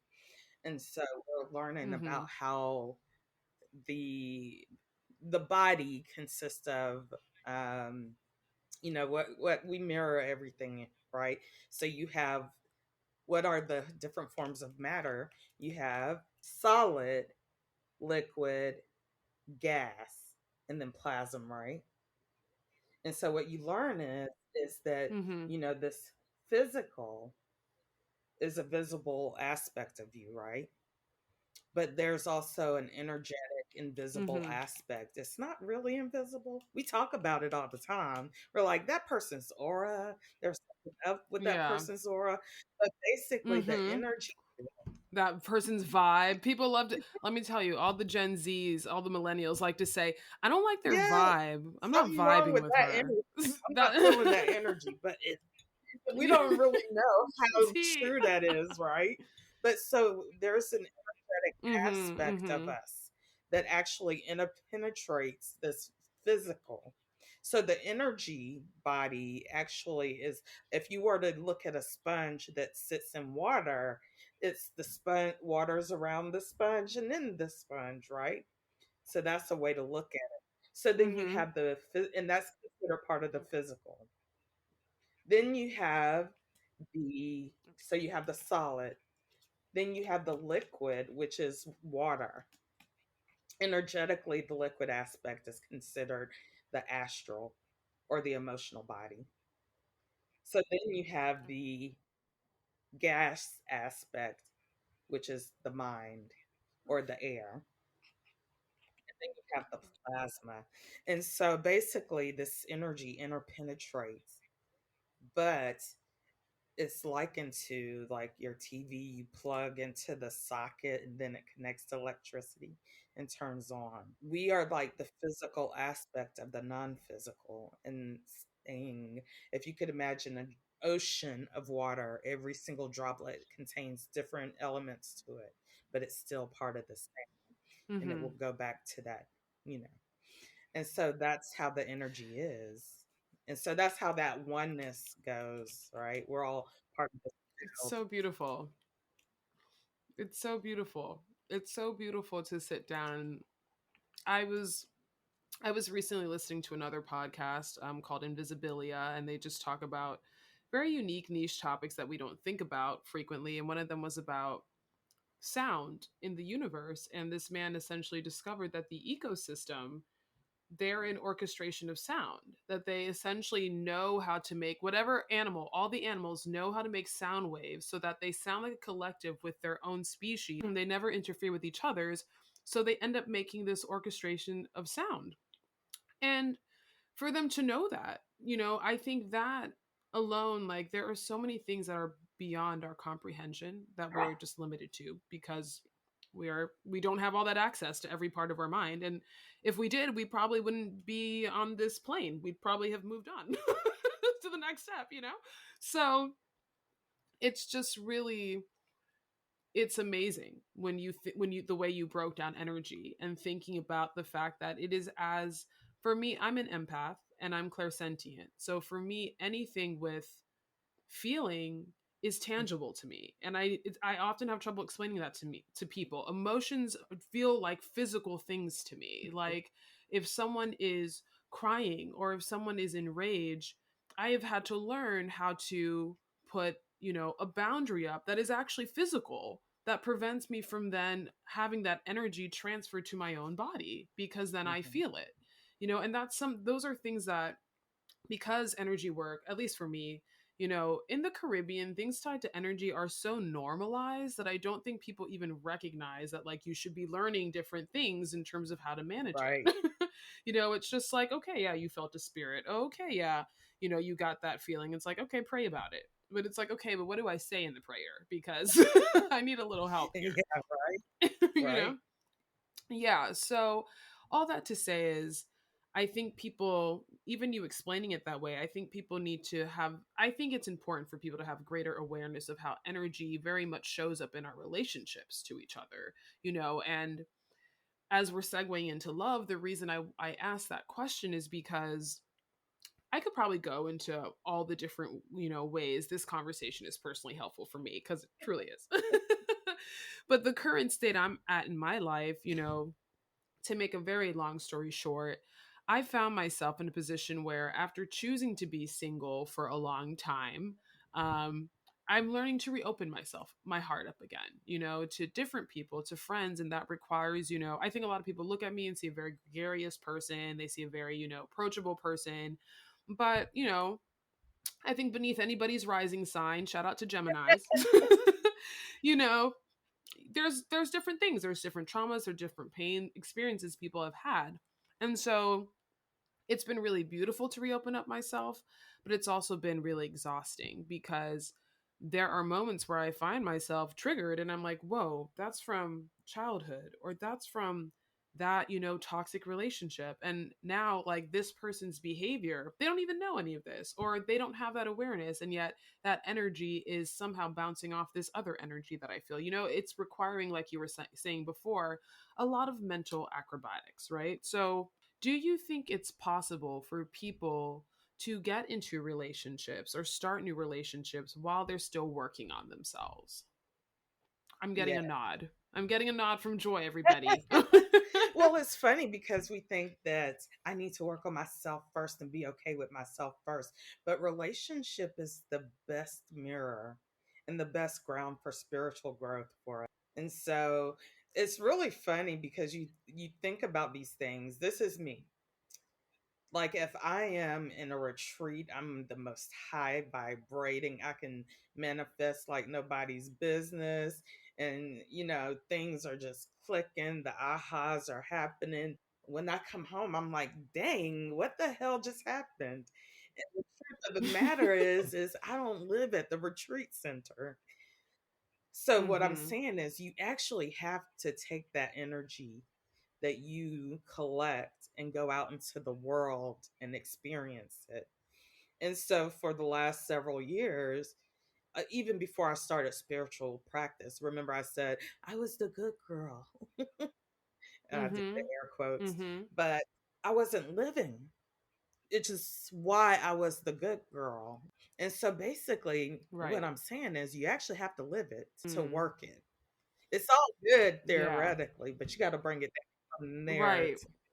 That's so real, because I think that's when people are often confronted with whatever fantasies they might have placed in their head, or which I think sometimes we shape as what our expectations are. But really, it's like, no, this is was going to be what it always was going to be. Were you ready to confront what the reality of it was? And that's really, I think that's difficult sometimes, because I do think, again, it requires accountability in many different ways, but it's this mental acrobatics of how much of it is accountability for yourself and how much of it is for another person, and really how much space they should be holding for your healing. Like, I think you're right. People almost you have to work through it to know what the result of that will be. Okay, so that being said, what is the best way to respond or address triggers that you encounter in a relationship or by any other person? How do you think people should navigate through that? Well, so basically, you got to Mm-hmm. give yourself a pat on the back or a round of applause because you're aware. Awareness is the biggest answer to all of it because when you can see it, my friend says all the time, you have to see it to unsee it. So if you didn't know that Mm-hmm. when something happens in your relationship that you responded a certain way and it was all based off of some previous, like way back when you were 5, something that happened, but now okay, I got this from when I was 5 and I'm carrying it. Now you're aware. What do you choose to do with it in the moment? It doesn't even have to be a lot of work, a lot of thought. You could say, you know what? Ooh, I respond this way because I'm trying to protect myself. So you know what? I might have to move past protecting myself and risk being hurt in order to grow past that situation. So when you're triggered, make a choice of what you're going to do with that information. And it's really not about the other person at that point, unless it's about speaking your truth. So I was going to say, in terms of, if it is about speaking your truth, if it's about being able to express to someone, hey, that was a trigger for me. This is how I think sometimes people get stuck there, right? Because you don't want to make that other person feel bad, or you don't want to make that other person uncomfortable, or that means that you might have to share something about yourself that maybe you weren't ready for yet.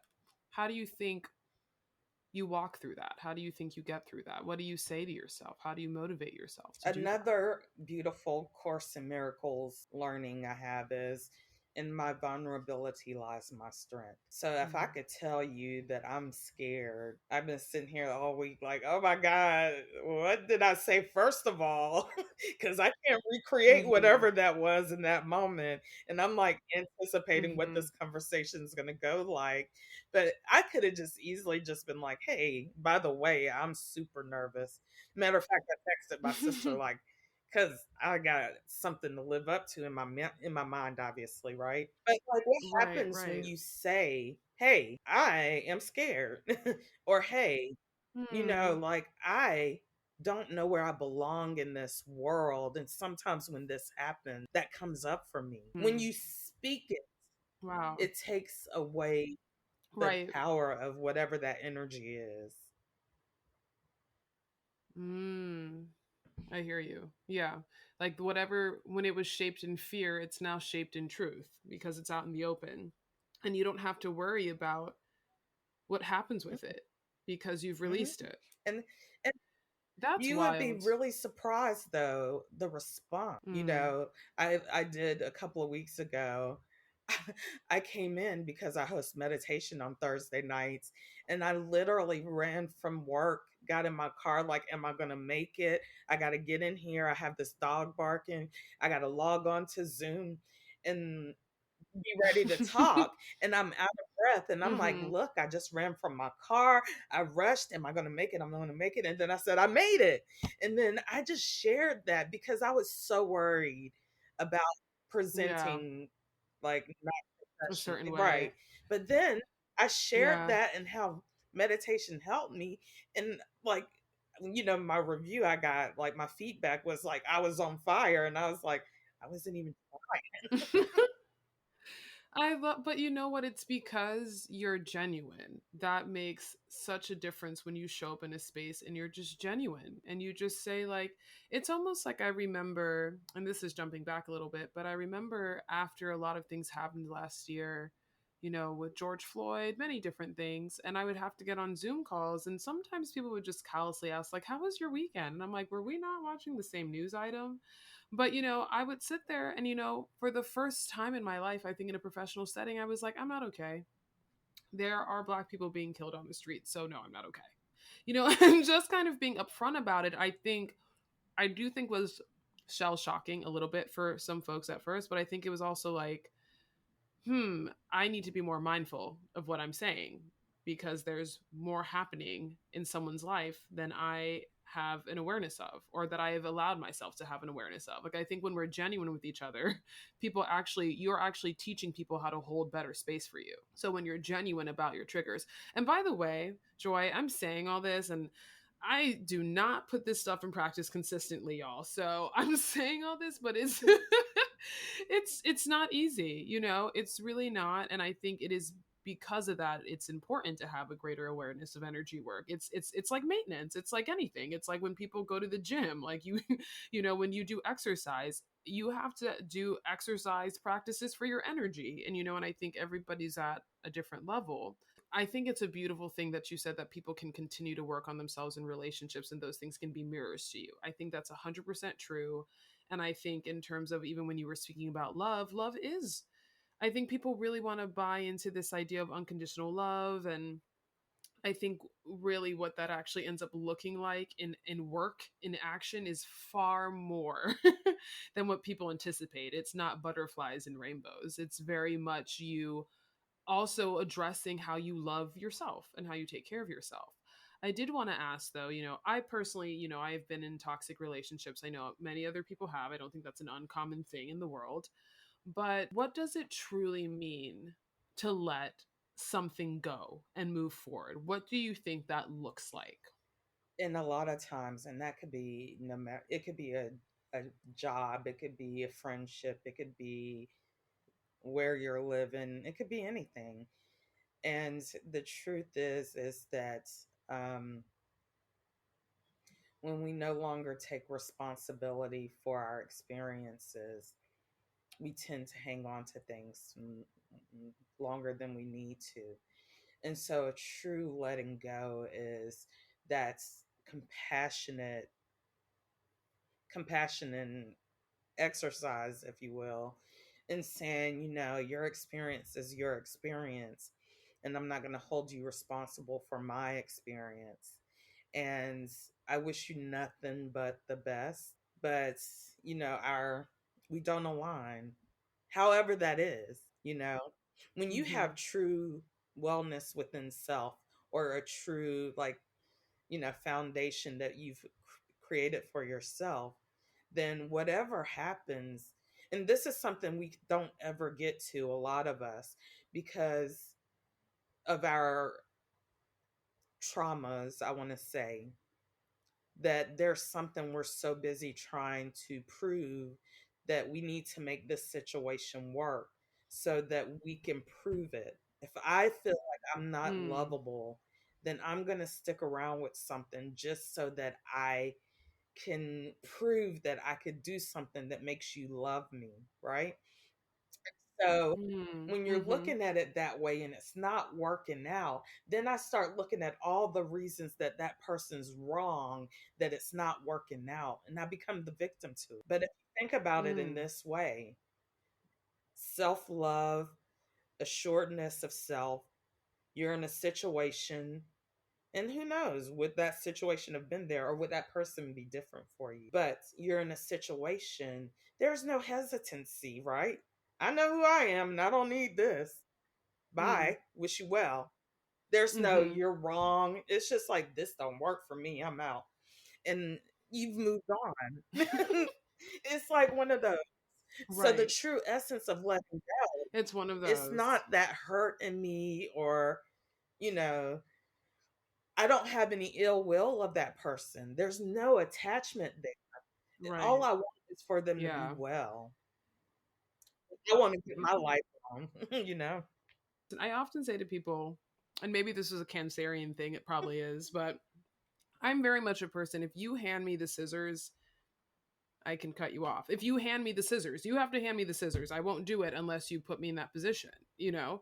But I'm never the sort of person where I hold any hate toward. I don't hate anybody. I don't hate anybody. I don't even hate anybody who's caused me harm. There's just no point in that. I don't have time for it. Like, that would not allow me to move forward if that were the case.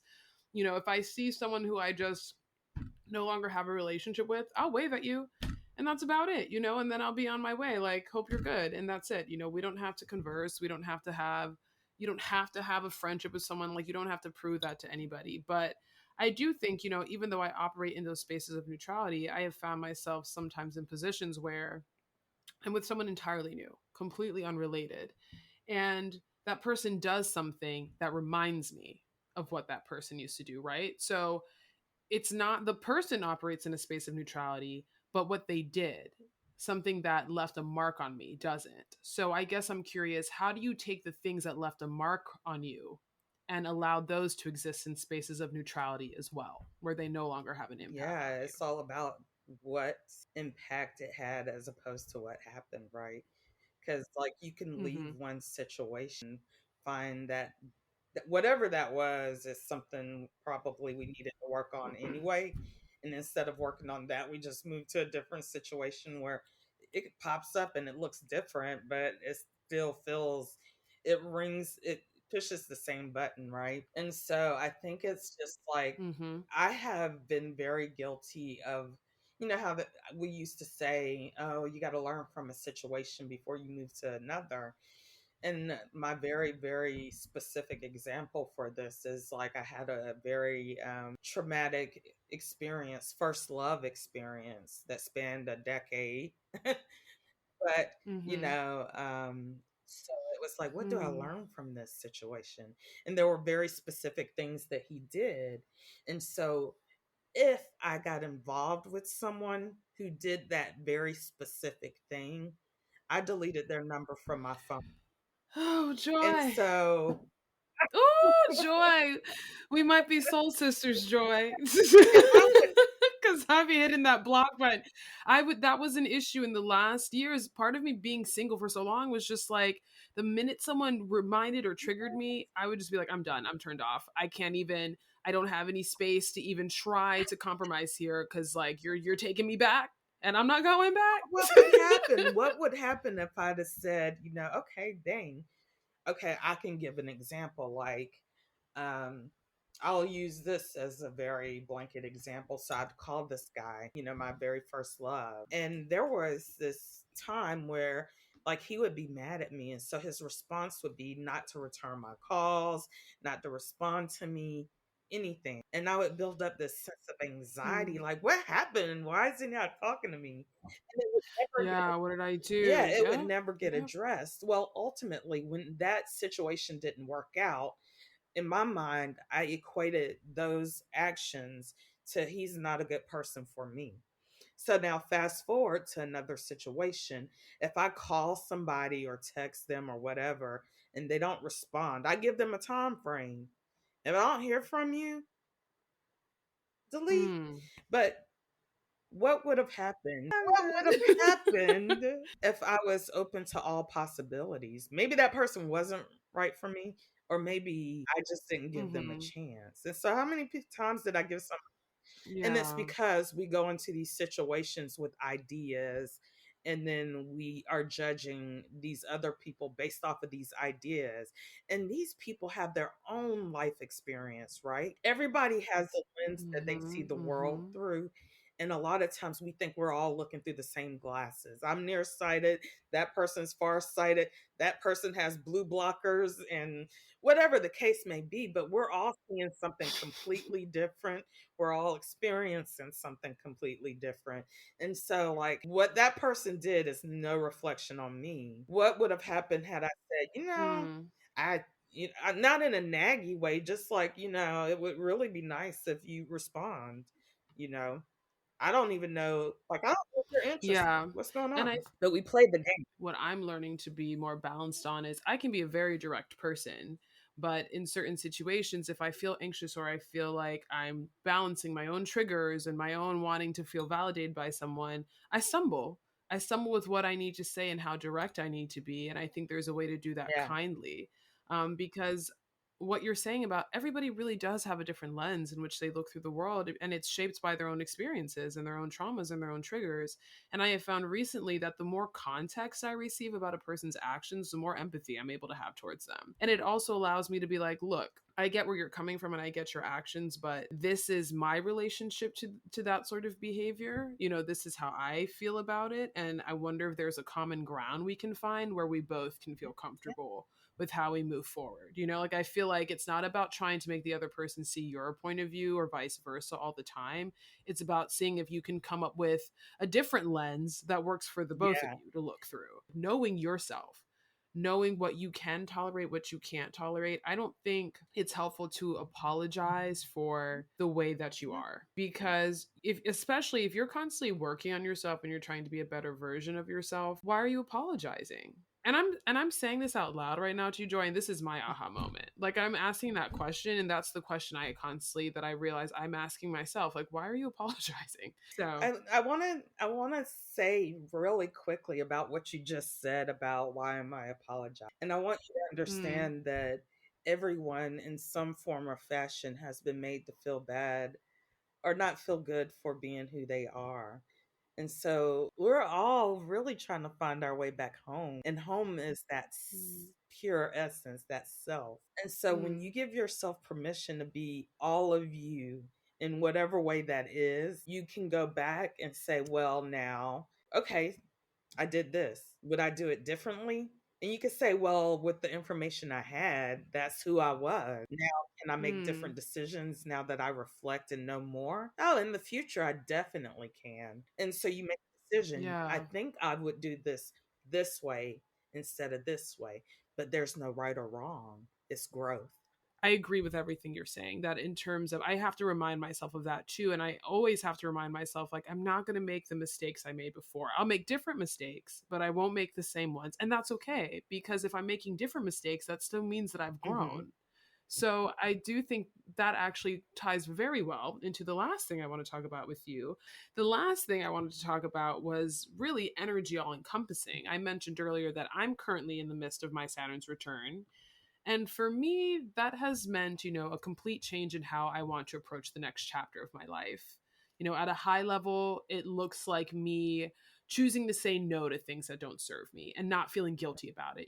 And then at an intricate level, it means deciding to turn my room into this, which I did in the last year, painting it a certain color and being very intentional about the artwork I have around me and the messages I have around me and the mantras that I have up there. Like it's really changed my point of view about how I see myself. But with energy work alone, that can feel very abstract, I think, to a lot of people, which is why I think they don't approach it. Like, I think people, even myself, I'm guilty of sometimes, kind of jokingly being like, oh, it's like very hippy dippy. Like, I think like that's the only way people feel comfortable explaining it, because that's how we've constructed it to be like this thing that people who are on the outside fray of society participate in. Like, if you say you go to like a energy practitioner, people are just like, oh my gosh, like what other weird things do you do? Like, it's seen as such like a outlandish sort of thing, and I think that's changing a lot. Like, I think people are realizing that energy work should be just a regular practice, like going to physical therapy or going to get your checkup, get like all these things should be part of the work that you're doing. What is pranic healing? Like, what is energy work or pranic healing that you do specifically? Well, the pranic healing or energy work that I do is the art and science of modern pranic healing. Basically, our teacher, Grandmaster Choa Sui, was a spiritual yogi at a very, very young age, Filipino, Chinese, um, was his background. And he read all forms esoterics. And what I'm understanding is was very sickly as a child and was very interested so much in spiritual teachings. And so what he's done is over the course of time, he's a spiritual, we call spiritual yogi, businessman, chemical engineer, and very modern day, very successful too. And so what he did was he studied these teachings and he found the key components of each teaching and he synthesized it into this practice so that one, you could do it and you could learn in a weekend. Two, you could learn how to do it safely, meaning, like you say, you're an empath, I am as well. But basically, back in the day when it was the art of energy healing, you had a talent, you had a gift. But what most likely happens, you'd heal somebody and then you would have to retreat so that you could Hmm. recuperate. Recuperate. We learned Because it takes a lot out of you, y'all. Just in case, for people who don't know, energy work, I've found with my sister, you have to make sure that you're also protecting your own energy when you're working on other people's. Because imagine, just think of a regular doctor, the amount of patients you see. If you're doing energy work for, 10, 15 people a day and you're not properly protecting your own energy, you're taking that home with you. You're taking your work home with you. So please continue, Joy. But I think sometimes people don't realize, like, it is a true talent. It truly is a very giving thing to be an energy worker, to be a light Yeah, worker. and the beauty of what he did was he basically taught us how to do it so that we're not using our own reserve. And so in the energy healing arm of things, we actually learn how to become channels of the energy. We become the receiver and we're sharing that energy. And you look at all of our spiritual teachers in the image depictions of them, they are receiving, sharing energy in never whatever form you see, if you're able to look at the symbology. um, and so we learn how to do it so that we're not tapping into our own reserves. But then the spiritual aspect, we actually learn how to build up our own energetic reserves. And so there's like the I'm going to heal arm, and then there's that I'm healing self arm. I'm building myself up. And so Hmm. that's pranic healing. Doesn't It's no touch. It's all about, if there's an ailment or illness in the body, it's because there is either a depletion of energy, or there's a congested or build up of dirty, used up energy. And so our whole principle is about cleansing and energizing. And so that is, I want to say, nutshell, what we do in pranic healing. Okay. And then what is someone's Saturn's return in a nutshell? Which I think also that's something, a distinction that's important to make. I think a lot of people listening to this podcast know I love astrology. Astrology and pranic healing don't have to Yeah. go hand in hand. Like, you don't have to be versed in astrology to practice pranic healing or vice versa. My sister just so happens to love Hmm. both, which is how, she combines those things really well. For me, my understanding of your Saturn's return, I believe it happens every 30 years, and I'm turning 30, so I'm going to guess I'm right. But in that period of time, you just experience great shifts in, I guess, depending on where your Saturn is located or whatever the case may be, you experience great shifts in your own identity or how you're seeing yourself, and really how you're choosing to navigate through experiences moving forward, So I think for me, that has meant who I choose to keep in my life, what job I want to have moving forward. Actually, it ties back to what, like, full circle, what you were saying about, and it's interesting because you said you were about 27 when your journey started, Hmm. really. And that's, I believe, when your Saturn's return starts. So that's really, really interesting. But that's really when you start to make major shifts and you basically start to wonder about your Hmm. purpose. And I think that's the space that I'm in right now. So, with that being said, I'm very curious, like, for someone who is in this space, somebody who is like in the mist. And I asked a couple of friends to actually send me questions because I was like, I'm going to have someone really cool on and we need to get our energy questions in, y'all.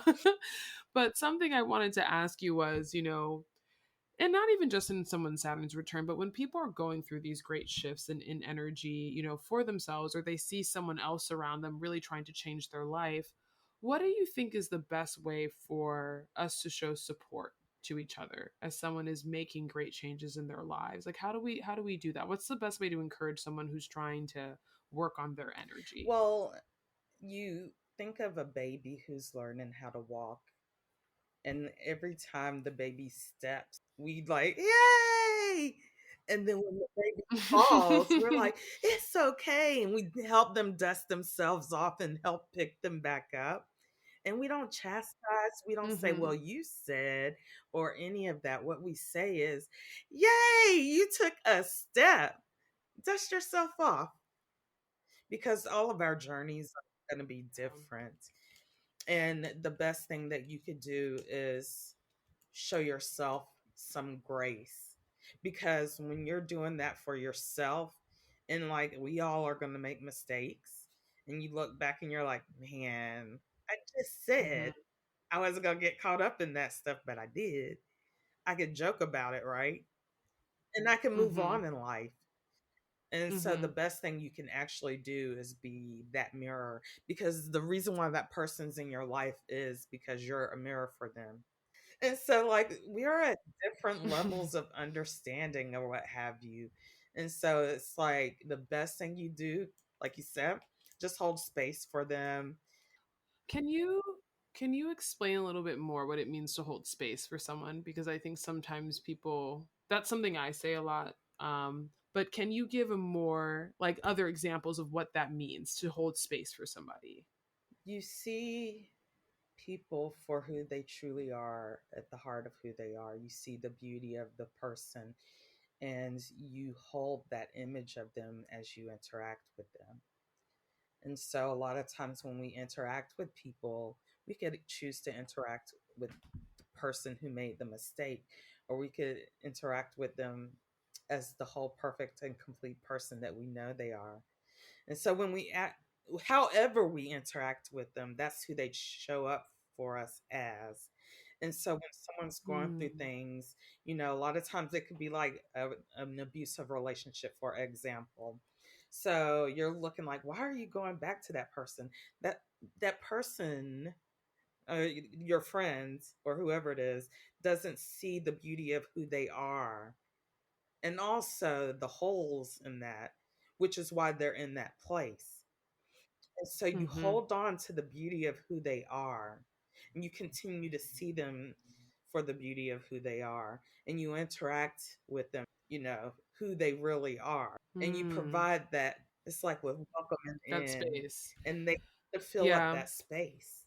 So every time Yeah. they interact with Yeah. you, they fill up that space. Right, because you allow that room for them. And honestly, I think it's important to say, and correct me if I'm wrong, Joy, but even as you're doing that, it's not your responsibility to figure out if that person will then take that and bring it back to wherever they are. Like you can only make space for them in your relationship with them. You can't say like, "See what I'm doing for you? That's what this other person should be doing for you." Because it's almost like they almost have to recognize who is or who isn't doing that for them, and then make the decision what they want to do with that information, and I think that can be a tricky thing, I think, for anybody that we Yeah, love. um but I also think that really speaks well to how we hold space for each other when people are going through different challenges in their life. um we have a little bit of time left. And so I want to ask as well, for people who are very new to energy work or, pranic healing, what are simple energy practices people can just put in place though, like every day? Like, is there something someone can say? Is there something someone can do? What is a way that someone what's like maybe two or three simple things people can do to be mindful of their one, energy? one.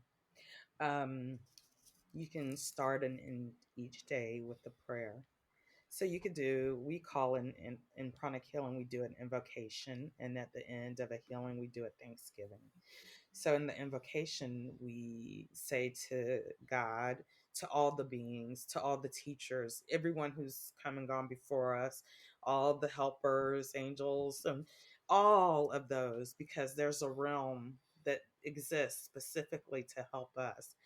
And so what we do is when we do an invocation, we invoke that energy.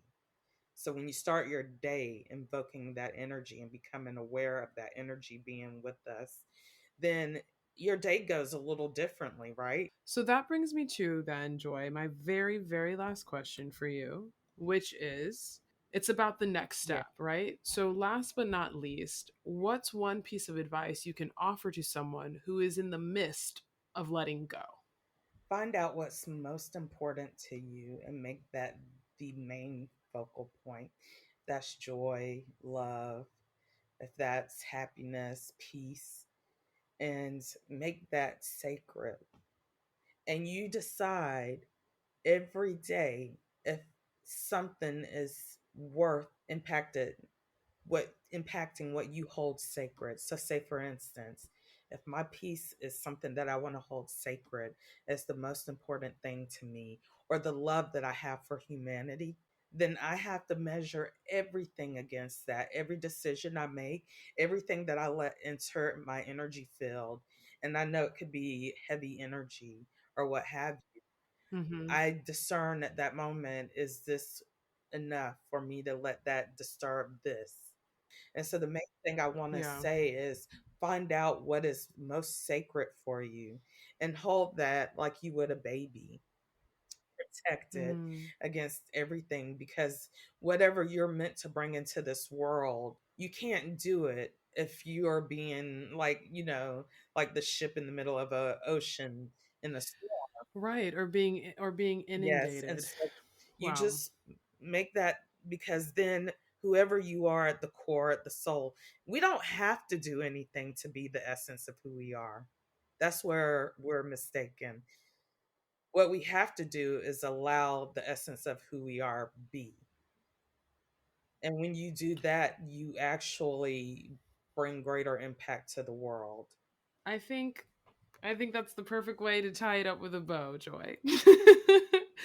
Thank you again so much for being here and for sharing your light and sharing this space with me. I think that this is the start of many conversations about what it means to let go in the world, but I think also about loving yourself, about recognizing your worth, recognizing your value. I do want to just close out with, if there's anything that you think might be useful for people who want to learn more about pranic healing, is there a place that they can go to, a website, or a place they can go to Uh, learn more? I'm a practitioner at Atlanta Pranic Healing Center, which is www.atlpranichealing.com.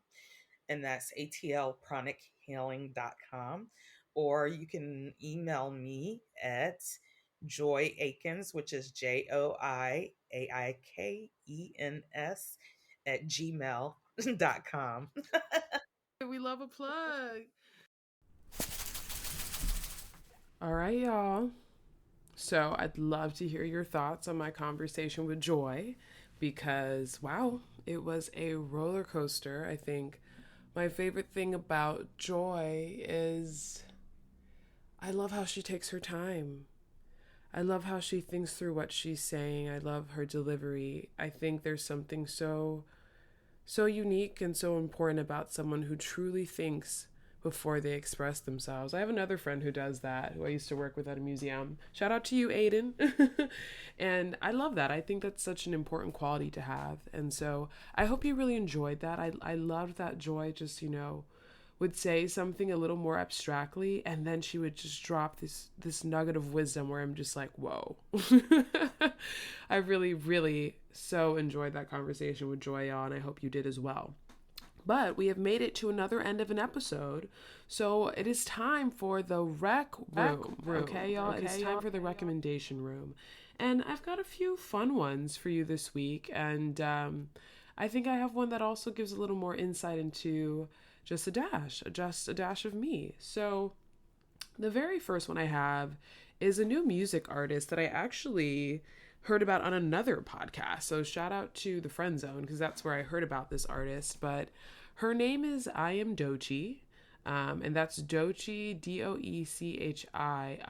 And I'm saying that because she has a literal lyric where she says, I'm Doechii with 2 eyes. And she's an independent artist, musician, creative director, and choreographer from Tampa, Florida, y'all. It's not often that I give credit to Florida, but I will for this, because I listened to her latest album, which is called Oh, the Places You'll Go, which ironically, y'all, she was inspired by Dr. Seuss. I recently just spoke on this podcast about Dr. Seuss and the areas in which he's problematic, but there are obviously, things are, my favorite word, multifaceted. So Dr. Seuss is also very influential in terms of his rhyming scheme and rhyming game, and it very much shows up in the inspirations of this album, Oh, the Places You'll Go. And it is just so, I can't really describe the genre of music.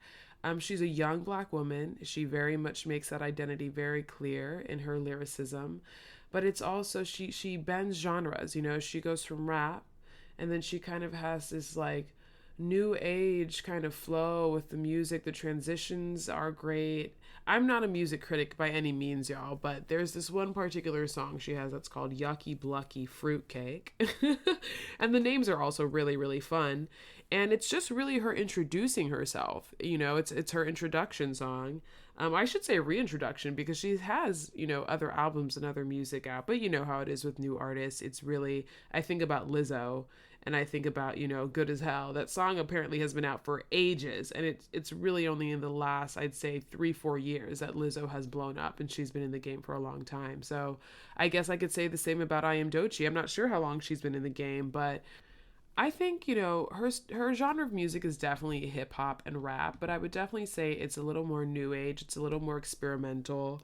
You can definitely see the influence a little bit from Nicki Minaj, but I think just her rap game, and it's funny because I was reading an interview by her, and she was saying, a lot of the rap girls sing about the same thing, but it's just that it's in their own voice, and that's what makes it unique. And I think that's the case with her. I actually featured one of her songs. I like to share out music that I love to listen to. I try to do it monthly on my Instagram, and she was a person that I featured, but there's just this one lyric in the Yucky Blucky Fruitcake that I love. It's like a rap cadence, and then all of a sudden it slows down into this like very like jazzy vibe. But it's her talking about her mom coming home while she's literally in the middle of masturbating, y'all. When I tell you the lyricism is next level and the storytelling is next level, it's so great.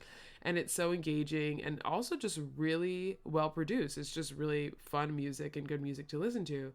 But there's this one line she has that really is really what sold me on this album, like wanting to listen to it. So in the song Yucky Blucky Fruitcake, there's this moment where she transitions from this, super fast rap into this slow, more like jazzy. I don't even know if jazzy is the right word for it, y'all, but it's just like, I'm going to sing the line that sold me. And it's a kind of funny line, but it also just like, it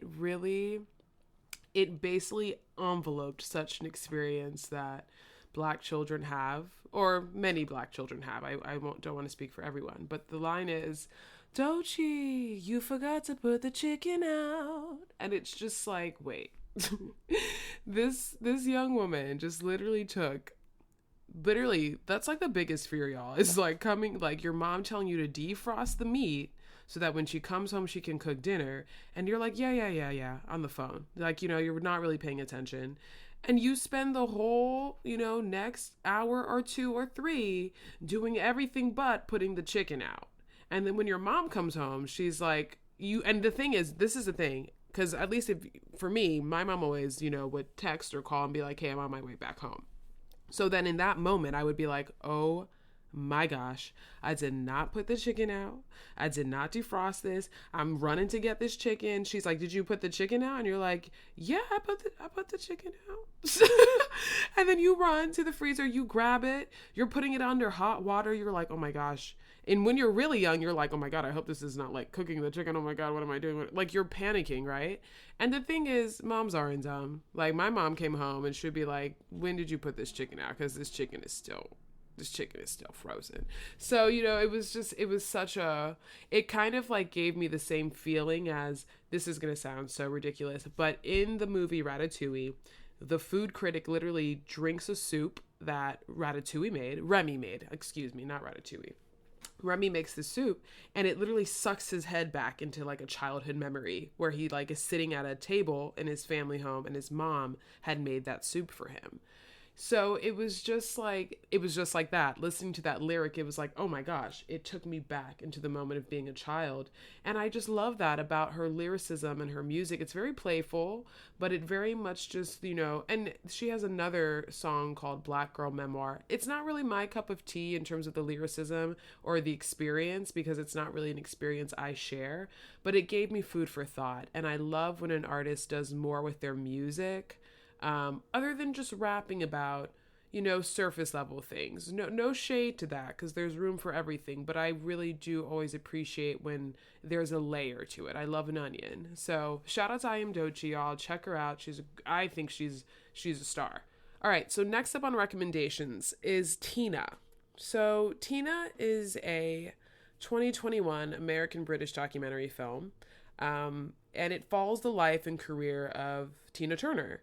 And I don't think a lot of people know this. I think many people in my life who know me know that I absolutely adore Celine Dion. Celine Dion is one of my favorite musicians of all time. She's one of my favorite people in the public eye. There's something about her that I find just very relatable. She's a little cuckoo nut, but she's a powerhouse, and I really appreciate that about her. But many people don't know that I feel the very same way about Tina Turner. I love Tina Turner. I think I always, my parents always had old school music playing in the house. Old school. I say that in quotes because, obviously for me it's old school. For them it wasn't. But, Michael Jackson was huge in our house. Sade, Guns N' Roses, although only very specific songs. My dad would only let me listen to Knocking on Heaven's Door. Great song, by the way. And Tina was a huge one for me. I mean, Nat King Cole, Sam Cooke. I had like a range of musicians, and I had the habit of always latching. I would like go through phases. So when I was in 4th or 5th grade, I did a book report on the 20s, and I became obsessed with Sam Cooke and Nat King Cole. Like I listened to that like maybe all the way up, I would say, till 6th, 7th grade. I loved everything about it, and I still do. I still have those moments where like that's the ear candy I want to listen to. And then when I got into high school, it kind of transitioned more into Bob Marley, the Fugees, Lauryn Hill. Like, it definitely was more about reggae and island, even Haitian music. Like, I think I really wanted to tap more into my Caribbean culture. So that's the space I was existing in high school, which, funny enough, I think I was existing in that space because I didn't have so much of it around me. So music has always kind of been a way for me to just experience the culture and just the connection that I want to have to that particular group of people or that particular experience. Music has always been that for me. So Tina came into my life in college. I had heard her all the time. I listened to her growing up, but Tina Turner for me in college and Celine Dion, power ballad queens, and like queens who were just doing it for themselves and queens who were out here just, you know, breaking the status quo and overcoming very difficult things in their life. I found that just incredibly relatable, and Tina Turner just really for me has always been someone who is inspiring. And I actually personally, being such a fan of hers, it was always very difficult for me to hear how people minimized her experience. And what I mean by that is when people talk about Tina Turner and Ike Turner, I think people really dismiss the amount of pain that Tina Turner went through. And that doesn't even really cover what I'm trying to express, because and I hear you hear it in rap lyrics. People refer to, saying like they want to be like Ike and Tina, or they are Ike and Tina. I think that was in a Jay-Z and Beyonce song. And that really was, it blew my mind, because the story in Ike and Tina is not one of joy. She was in an incredibly abusive relationship, an incredibly manipulative relationship, an incredibly toxic relationship. And this documentary really talks about her career and her life and how she broke out of that abuse, but also how the cycle of that and the toxicity of that has carried through her life, because she has become a martyr in some cases, because she decided to tell her story, because it was part of her trajectory in becoming Tina Turner outside of Tina and Ike. It very much became basically entwined with her narrative as a person and as a musician. And no matter what space she tried to occupy independently, people always had questions about Ike, or always were curious about her relationship with him, or where they're at now, despite the fact that she shared her narratives of abuse time and time again. And so in this documentary, it was beautiful to watch, and definitely painful, to hear her recount her experiences. Even outside of Ike Turner, Tina Turner had a difficult life. She dealt with a lot of abandonment in her childhood. She dealt with a lot of betrayal, loss of love. And so this is a woman who has overcome many obstacles the entirety of her life. And to hear the way that she accepts what her life gave her, but still sees the beauty through it all, and has walked out of it, has emerged out of it, still a pure soul. It makes me believe in the greater things of humanity. This is a person who didn't owe many people around her forgiveness, and yet she still managed to do so. And she looks great, okay? The legs are fabulous. The hair is fabulous. Her man's is fabulous. Like, when we talk about accepting the love we think we deserve, this is a woman who finally recognized what she deserved and demanded it. And it's dope. So y'all should watch Tina. It's available on HBO. It premiered at the Berlin International Film Festival, which I believe that's where she lives. But it's a great documentary. I think it really gives an in-depth look into her life. She's in the documentary. She talks about her life directly. So, I mean, you're really hearing it straight from the person. And it was just really enjoyable. If you're a fan of Tina Turner, it's really enjoyable. And even if you're not, it's a great way to become one, because her music is also fucking dope, y'all. Like, if you want to feel like you're a badass, listen to Tina Turner. I mean, just listen. I think there's the best of Tina Turner, which, is really great. There's a song she has called What's Love Got to Do With It that I think many people know, Private Dancer. There's so many songs even outside of the music she made with Ike that are fantastic that people should listen to. So Tina's out now. Y'all should check it out. And the very last thing I want to recommend is this episode from another podcast. So I listen to a lot of podcasts, and one of my favorites is Still Processing. It's from the New York Times, and it's a culture podcast. It's hosted by Jenna Wortham and Wesley Morris, and they're both culture critics. And they're both really cool. I mean, Jenna Wortham studied medical anthropology. Wesley Morris is a film critic. He, I think he won the Pulitzer Prize. And he also used to work for, I think it was the Globe. But he's really, they're both just really well-informed people. And they recently had an episode. They just started their season again. Thank goodness, because I was really missing them. And it's called The N-Word.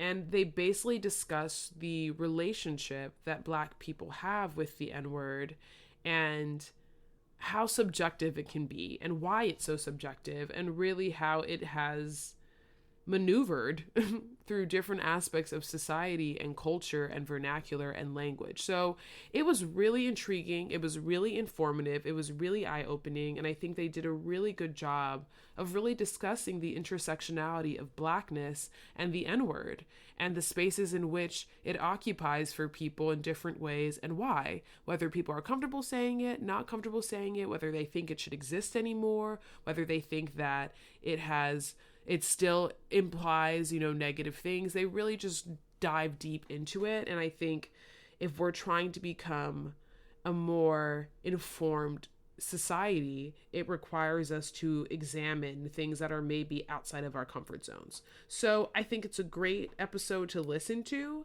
And I think y'all will definitely learn a lot from it, no matter how you identify. But those are my recommendations for this week, y'all. Thank you so much for listening to another episode of Just a Dash. If you are a fan of the show, if you are enjoying what I'm doing, if you're down, please leave a review on Apple Podcasts. It definitely helps to just spread the word. And because we out here, because, you water me, I water you, the more we grow, the more you know, the more you grow. So thank you so much for joining me for another episode. If you like what you're hearing, please leave a review on Apple, a rating and a review on Apple Podcasts. And definitely shoot me a DM and definitely shoot me an email, y'all, if there are different topics that you want to hear about. But with that being said, I'm going to head out, y'all. I'm going to get some rest. I'm going to try and chill out. I'm going to try and zone out. I'm trying to meditate, get back into a better state. And I will catch you on the airwaves next time. Later, sweet peas.